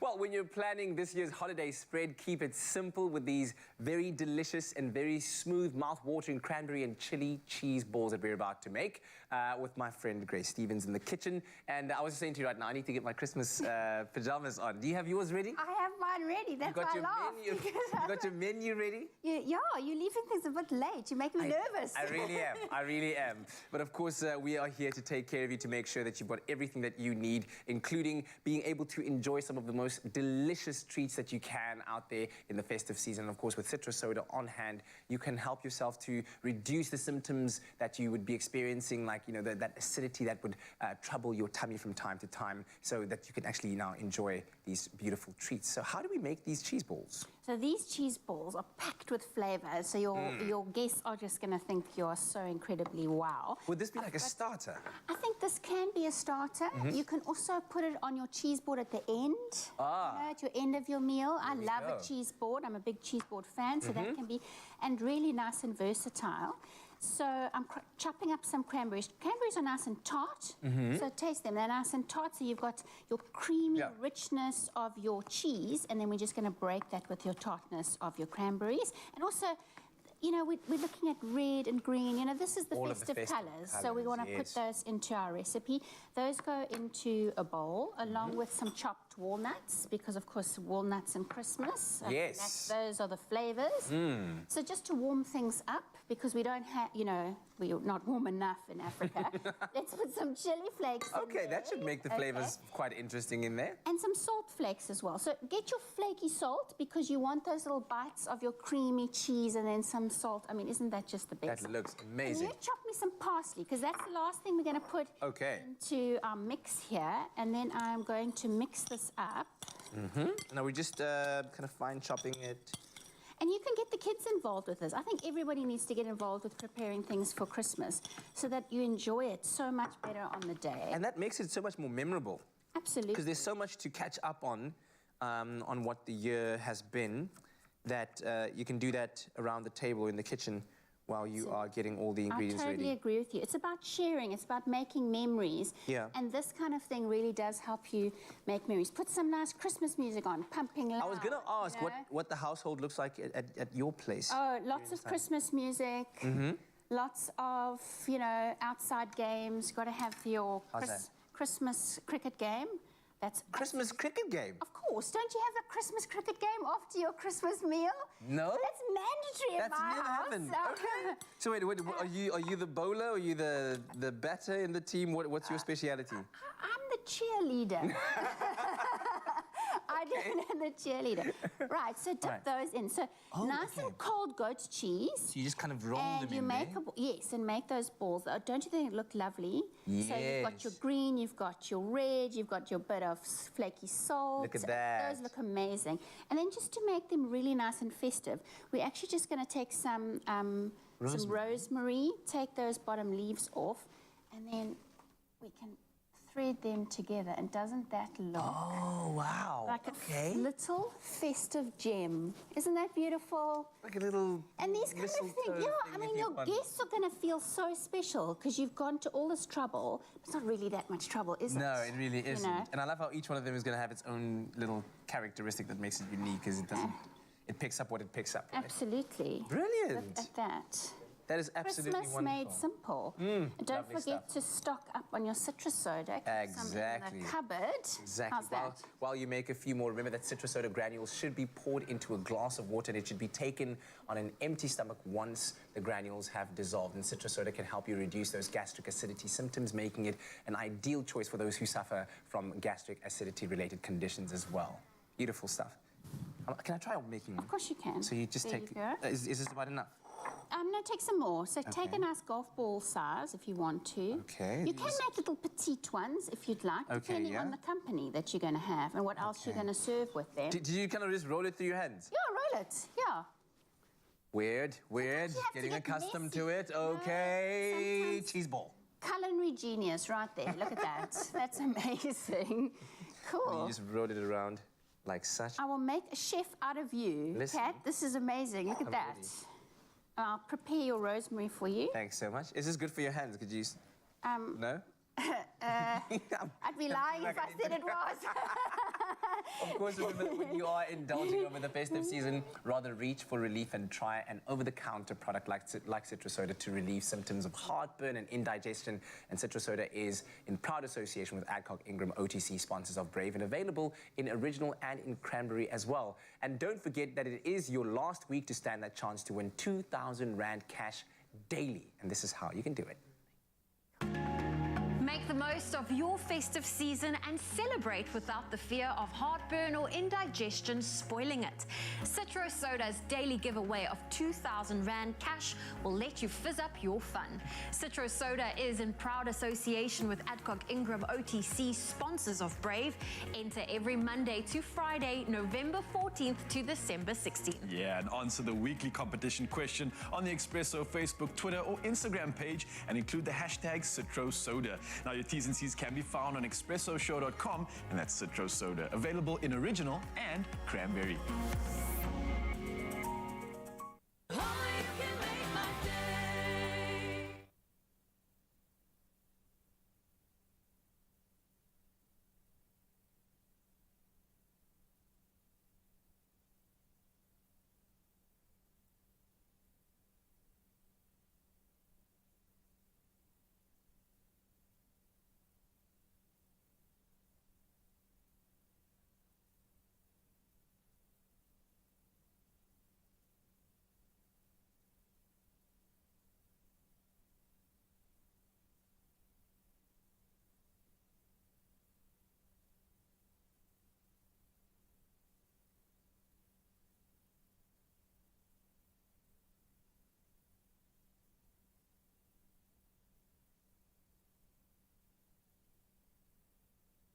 It's my feel-good breakfast show. It's a feel-good breakfast show, Expresso on S3, and we're talking all about Tropica Island of Treasure this morning, the All-Stars Season 10, which has come and gone. And of course, what a smooth ride it has been. We've got Barbara George, the brand group manager, joining us by video call. Barbara, always such a fantastic delight to see you as it was on the island and now over the airwaves. How are you this morning?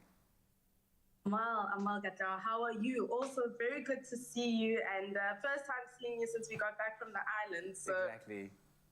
I'm very excited to have. Yeah, no, doing very well. Thank you so much. So, listen, the All-Star season, it was full of twists and turns, and it all started with the first 4 episodes taking place locally in St. Lucia and KZN with 18 Tropica fans. An interesting decision to have that, because, I mean, it's the first time in my recollection that I see such a big grouping of Tropica fans being part of the show outside of the auditions that you do pre-show. So why this decision? Well, Gatlawa, you know, at the heart of the brand is definitely the fans, the consumers, and the people who purchase our product month in and month out. And for a brand like Tropica, going into 10 seasons, we saw this as a brilliant opportunity to reignite the brand and reignite the show by introducing 18 smooth fans, the best and the highest number that we've ever had in the history of the show. Yeah, and of course, that's not where the twists and turns ended, because then that came that part where 9 teams were then formed, with one being a Tropica fan only team, which I thought was pretty cool. And at some point, I'm sure that there were many Tropica fans, not just on the show, but even outside watching, who thought, what would that be like if a Tropica fan-only team went all the way to win? But that was also quite an interesting decision. Tell me about the thinking process behind that. You know, when we decided on that, we thought, how do we introduce something different onto the show? And when Shreya won, and she was the one who got to lead that consumer team, I'm sure the viewers at home were as surprised as we were, but the show goes to prove that it's not always about the physique. Yes. And that's the beauty of Island of Treasure, that there's so many other dynamics that come to play, and Shreya was absolute proof of that. Yeah, it's absolutely anyone's game, and especially, we'll talk about it in a second, about that final twist of the finale. But the Seychelles, I mean, a true paradise. What made you decide that this island would be the perfect setting, especially for the All-Star Season 10? Tropica Island of Treasure, running for 10 seasons since 2008. If you think of all the islands that the campaign has been hosted on, there is a true peace, tranquility, and beauty find in the Seychelles that you can't find in any other island. And it allowed us to really integrate the brand in various ways, which you'll see came through quite exceptionally on the show. Yeah, definitely catered for all things smooth life. And I've got to ask you, some of your favorite moments or memories from the season? There's so many, but I must say my all-time favorites and my top two would have to be episode 5, Cat is Back. Here, that's fantastic. And I must say, we have to give you your flowers because you are an exceptional host. And the second, of course, is the last episode, because wow, that was just... I was sitting on the edge of my seat, you know, biting my bottom lip. It was really a twist of events, and you know, it re-emphasized what you said. It can be absolutely anybody's game. Yeah, it was definitely T for tense, definitely T for Team Tropical, who came out on top. And I've got to ask you, your message for them being the winners of the season in providing that win and that victory in such a dramatic fashion. What do you have to say to Team Tropical? A big and massive congratulations to Team Tropical. You guys wore your hearts on your sleeves. We saw the personalities come out. Ruan's very confident and boisterous personality, and Colleen's very caring and affectionate personality, like, let's just do this and let's make it happen.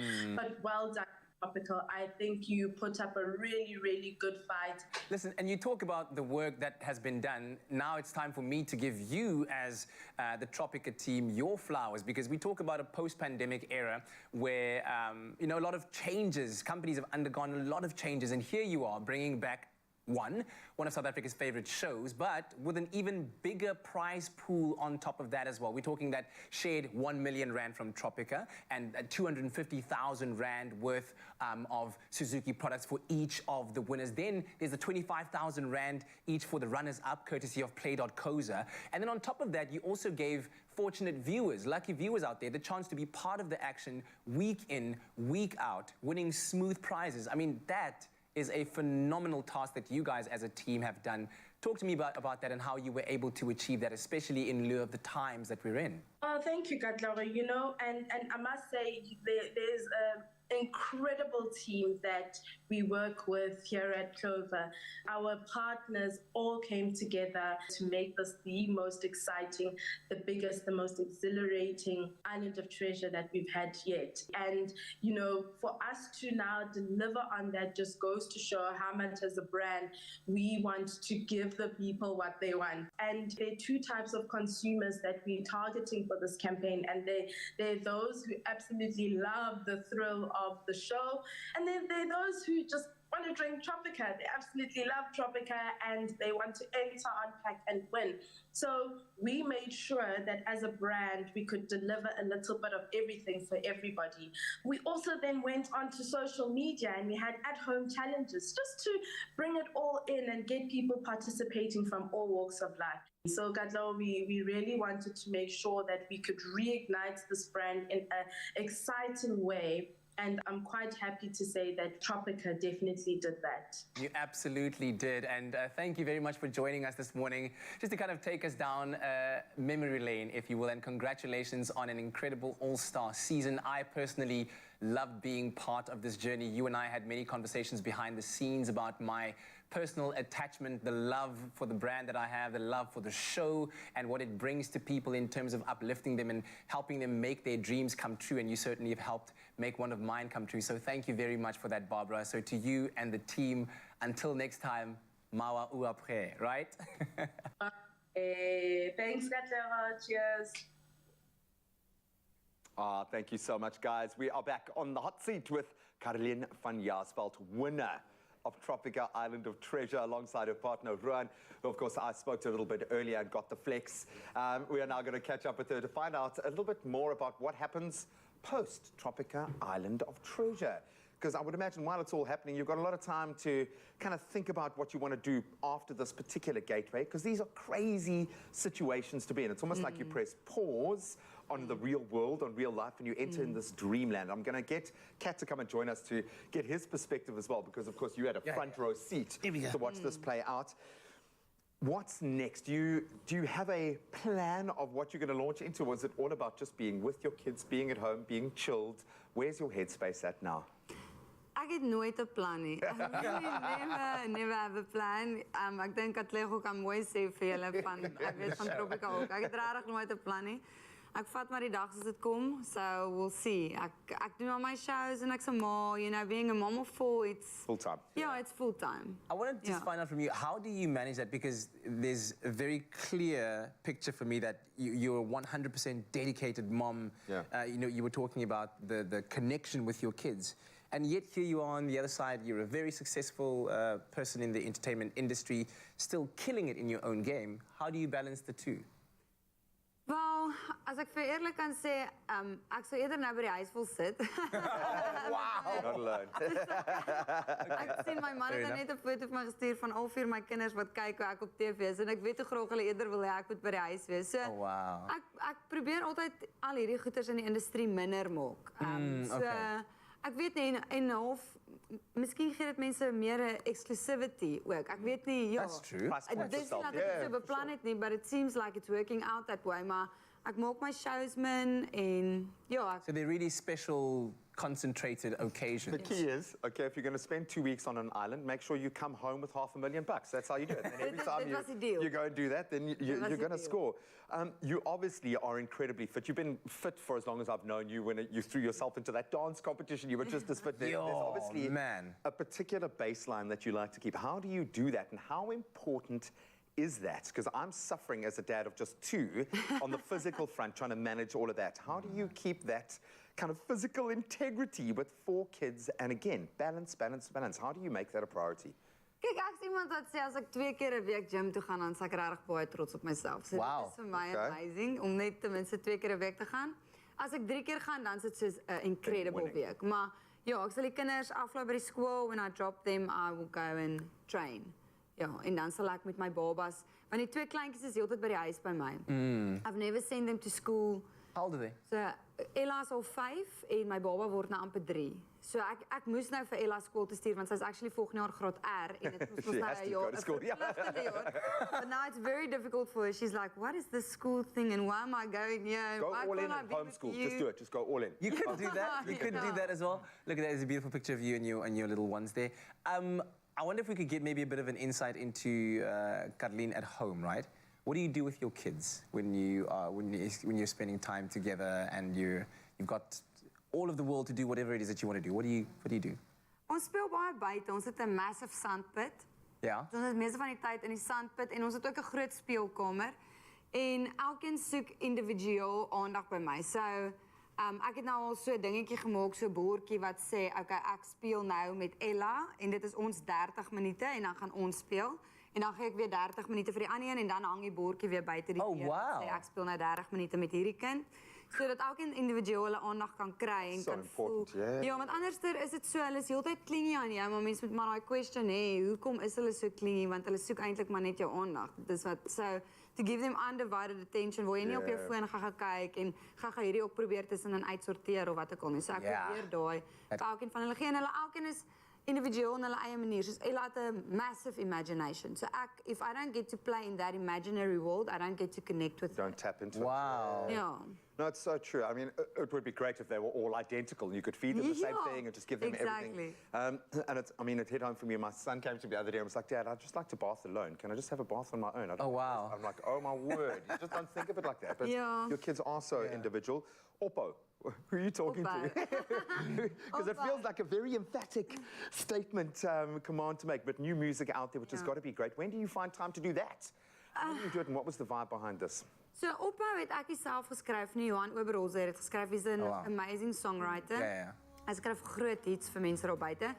En ja, ek kry nie altyd tyd vir skryf ook nou nog nie, maar ek skryf nog steeds tussenin en ek sal seker teen Januarie skryf of wat ek al, maar ja, Ophou gaan eintlik, ek het self nie geweet waar die song gaan nie en almal vra my heeltyd waaroor gaan die song Ophou. En ek weet nie, ek het op 'n punt in my lewe gekom waar ek voel ek moet ophou met baie dinge waarmee ek besig is en konsentreer oor op wie is ek regtig en what is self-love? Ek weet nie. Jy moet eers vir jouself kan lief wees voor jy werklik vir ander mense kan lief wees. And I felt this song was actually like meant for me to sing it omdat it's a me calling unto me. Ek weet nie hoe om dit te sê nie. Ek gaan vanaand onder jou venster staan. Ek roep jou naam tot jy vir my wil hê. So it was me calling unto myself. Ja, ek het verstaan toe nou. That's a very deep connection. Did you get an answer? Did you find that? Ja, om my inner being net met haar te connect en haar te gaan haal op plekke. I know it sounds very weird. No, that's life. The story very deeply. That's life. Ja. Everyone is at that same juncture right now. Ja, ek dink 'n mens moet jouself gaan haal op plekke waar jy jouself dalk gelos het op stadiums in jou lewe en weer connect met daai persoon. Maybe was dit in shame of maybe was dit in 'n hartseer plek of maybe verstaan jy nie hoekom jy dit gedoen het op 'n sekere spasie in jou lewe nie. And just to have grace en compassion vir jy, vir Karlien op daai ouderdom, sê maar van 4 of van 6 jaar oud of standaard 6, you know, just to have compassion on that person to know she did the best in the space that she was in at that time. Yeah. Self-love. Wow. Okay. Are you going to be performing this December period? Are you? Ja, ek het my shows obviously min gemaak want dit is my kinders se vakansie ook. Ek kan nie werk as my kinders vakansie het. Jy koop al die kaartjies sommer nou. Ja, so, ek is die 20ste nog in Swadini. Dis nie Swaziland nie. Dit is 'n oord. En dan is ek ook by die Groot Jol Nuwejaar. Oujaarsaand. Lekker. In Hartenbos, dit gaan lekker wees. If you want to know where those shows are, because I was the one who thought Swatini was Eswatini somewhere. You can follow Karlien on social media at Karlien van Jaarsveld. But of course, make sure that you also follow Tropica at Tropica on all the social media pages out there to make sure that you're always up to date with the latest and so you can stay smooth and be part of the action, catch all of the highlights of the past season where you can see this young lady doing the things. With no plan at all. No plan at all. And she killed them all. Beautiful.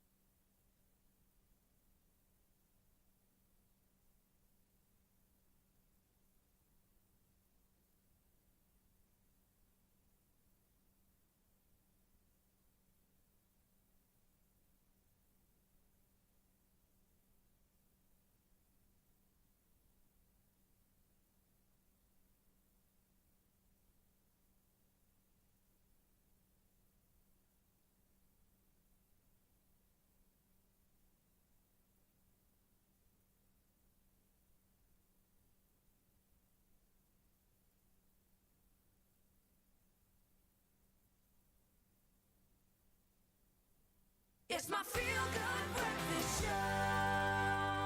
It's time to have a little fun and see who is about to trip over their tongues and who has got what it takes to stay strong in another round of the super sensitive tongue twister game. Let's say it again. It's the super sensitive tongue twister game. I'd love to know who did that voiceover. It's amazing, absolutely amazing. So this is the only clue I'm going to give you guys. English, cold. Afrikaans, sweet. Spanish, hot. Do you know what we're doing? Khalid, trial by fire. I know you've been put through like the most arduous of tests, mental, physical. Now the real challenge awaits. This is an opportunity to get one back on him, okay? Your games master, your hostess with the mostest, okay? Right. So what we like to do here is have a little bit of a fun time with some tongue twisters, but we're going to introduce a particular trigger. Do you find you have sensitive teeth?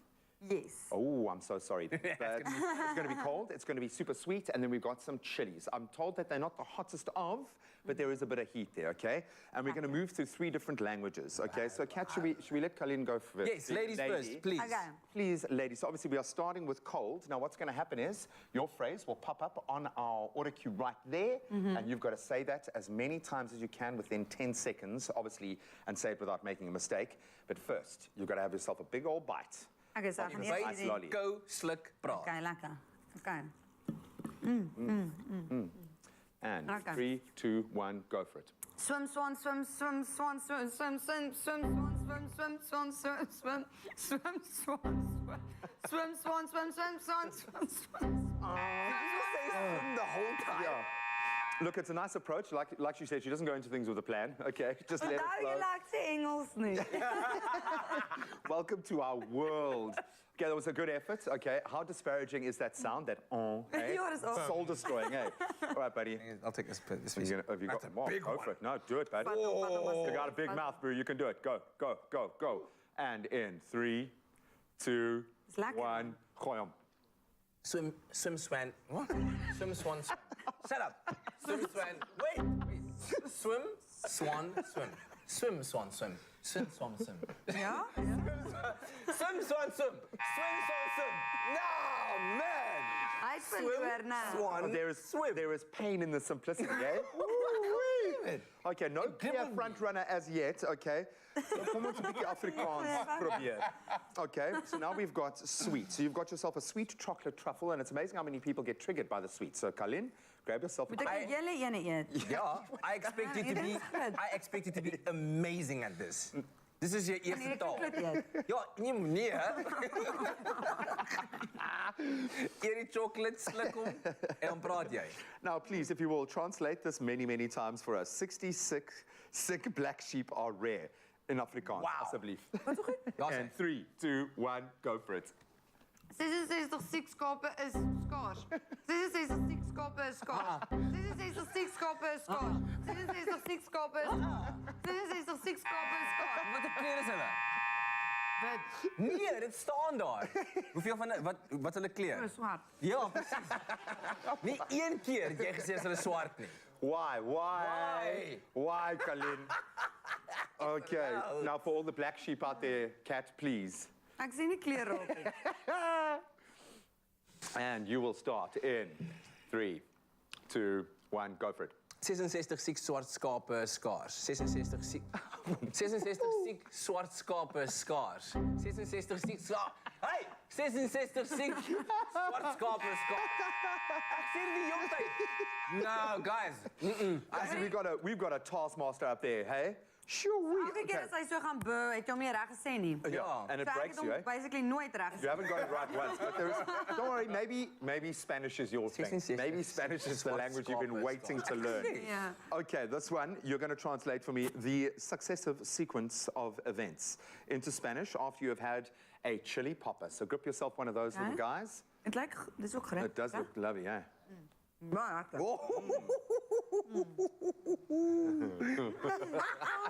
And you'll give your Spanish a go in 3, 2, 1, go for it. Go. La succession successiva La succession successiva des successos. Wow! You got the letters right. Like there were a lot of S's and C's in there. Woe, okay. Ek moet definitief niks aan spons sê nie. Okay, is die myne of is Yeah. Ek het nie 'n vork gebruik nie. Okay, excellent. But that's very precious, bro. Okay. Okay. Hey, it's a nice popper. Not too hot. No. Okay, and go and smash your Spanish. In Okay. 3, 2, 1, go for it. La sucesión sucesiva de sucesos. La sucesión. Hey, La sucesión sucesiva de sucesos. La sucesión sucesiva de sucesos. That was brilliant. That was at least one in We got one. Out of the 9 attempts, we got one right one, which means officially that our games master remains the master of the challenges. Let's go! Congratulations, Kat Kalin. You're a warrior, girl. You're a brave warrior. Ja nee, dankie vir That was ons. one of the ones. She definitely still would have beaten me in that puzzle in the grand finale. She would have beaten I still everyone, haven't figured it out. Do you know, it gave me chills watching that. I was like, why give you a puzzle for the last thing? Come on, man. Ek dink Jonathan het dieselfde gedink. Why a puzzle? But you're amazing. Congratulations once again. Enjoy being back with the fam and have the most amazing festive. Baie dankie. Or hopefully that hasn't triggered you at home. If you want to eat your food with success and not shrill and shriek every time you take a bite, then it might be time for you to switch to Sensodyne Ultra Nova Repair and Protect. Why? Because life is just too short to be triggered. Oh. Bang. Oh.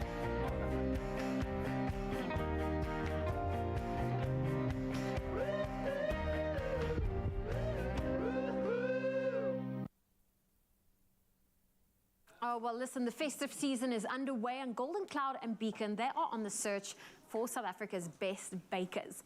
Now, 5 lucky viewers stand a chance to get paired with a professional chef and compete live on Expresso in the kitchen for the grand prize valued at 50,000 Rand. Well, it's time for us to call someone, and on the line, I've got Zandeline. Good morning. Good morning. Zandeline, tell us what inspired you to enter this competition? I love baking, and a competition is always welcome because I get to challenge myself and think outside the box with what I do. So I thought, why not? Well, listen, that approach is what's getting you into our finals, because I'm very happy to announce that, Zandeline, you have been selected by our viewers as our 3rd Festive Bakers Search finalist. Congratulations. Oh, thank you very much. I look forward to being on the show and baking for everyone. Oh, well, listen, we are looking forward to seeing the creation you'll be coming up with. Have you got any ideas of what direction you maybe want to go into? I'm just going to surprise myself on the day as well. Okay. Well, that's how you do it. A little bit of pressure. Creative as possible. Well, Zandeline, we're holding thumbs for you and crossing all the fingers, wishing you all of the best of luck. Congratulations. Thank you very much. Thank you. Well, there you have it. With just one more week left to enter, our 5th and final professional chef, Grace Stevens, is joining us this morning to give us a masterclass on making the ultimate gingerbread house. Now, this is something I'm always fascinated about, because a lot of people have gingerbread house parties where it's all about decorating, and now we get to make one from scratch. Yes, and I think that gingerbread houses are just, isn't it just the signature icon of the season? So I just love making gingerbread houses. I make them a lot at this time of the year.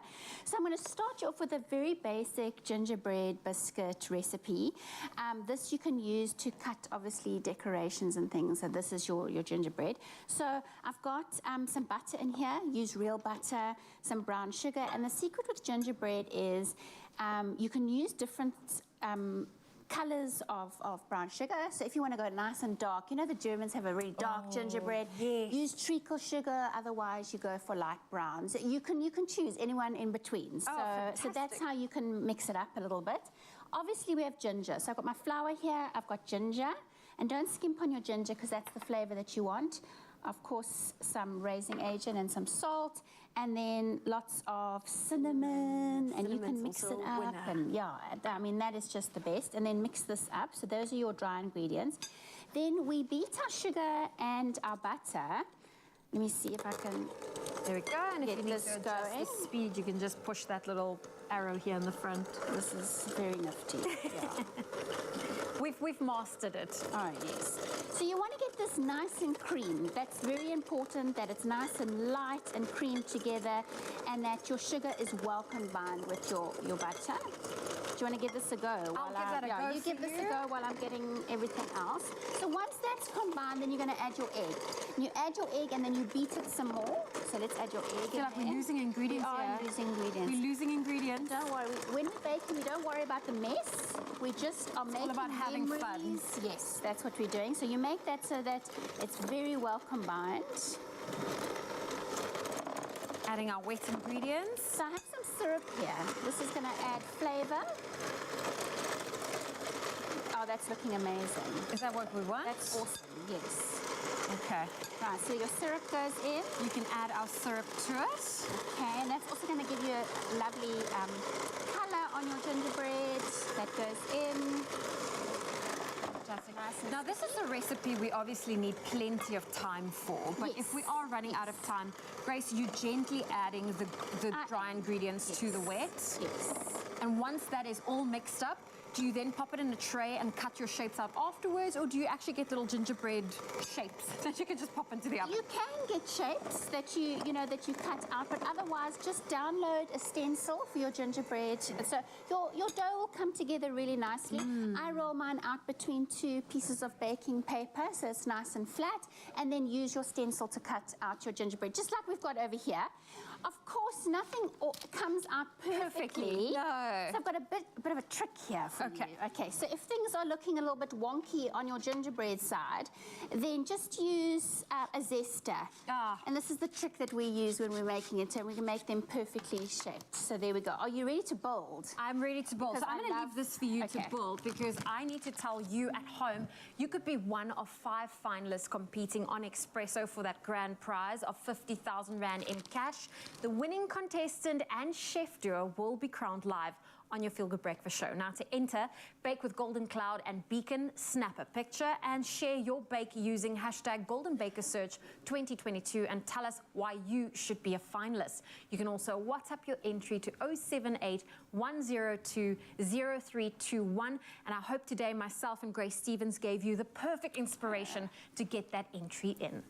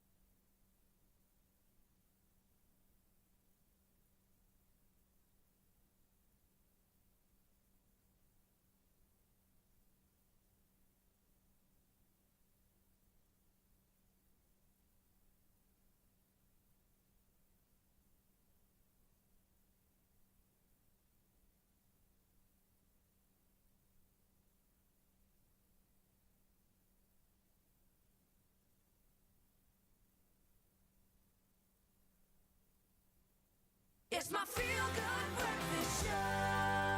Welcome back to your Feel Good Breakfast Show, Express on S3 for one last time on this Monday morning. Let's bring the festive cheer with the cast of Christmas Night with the Stars. Take it away.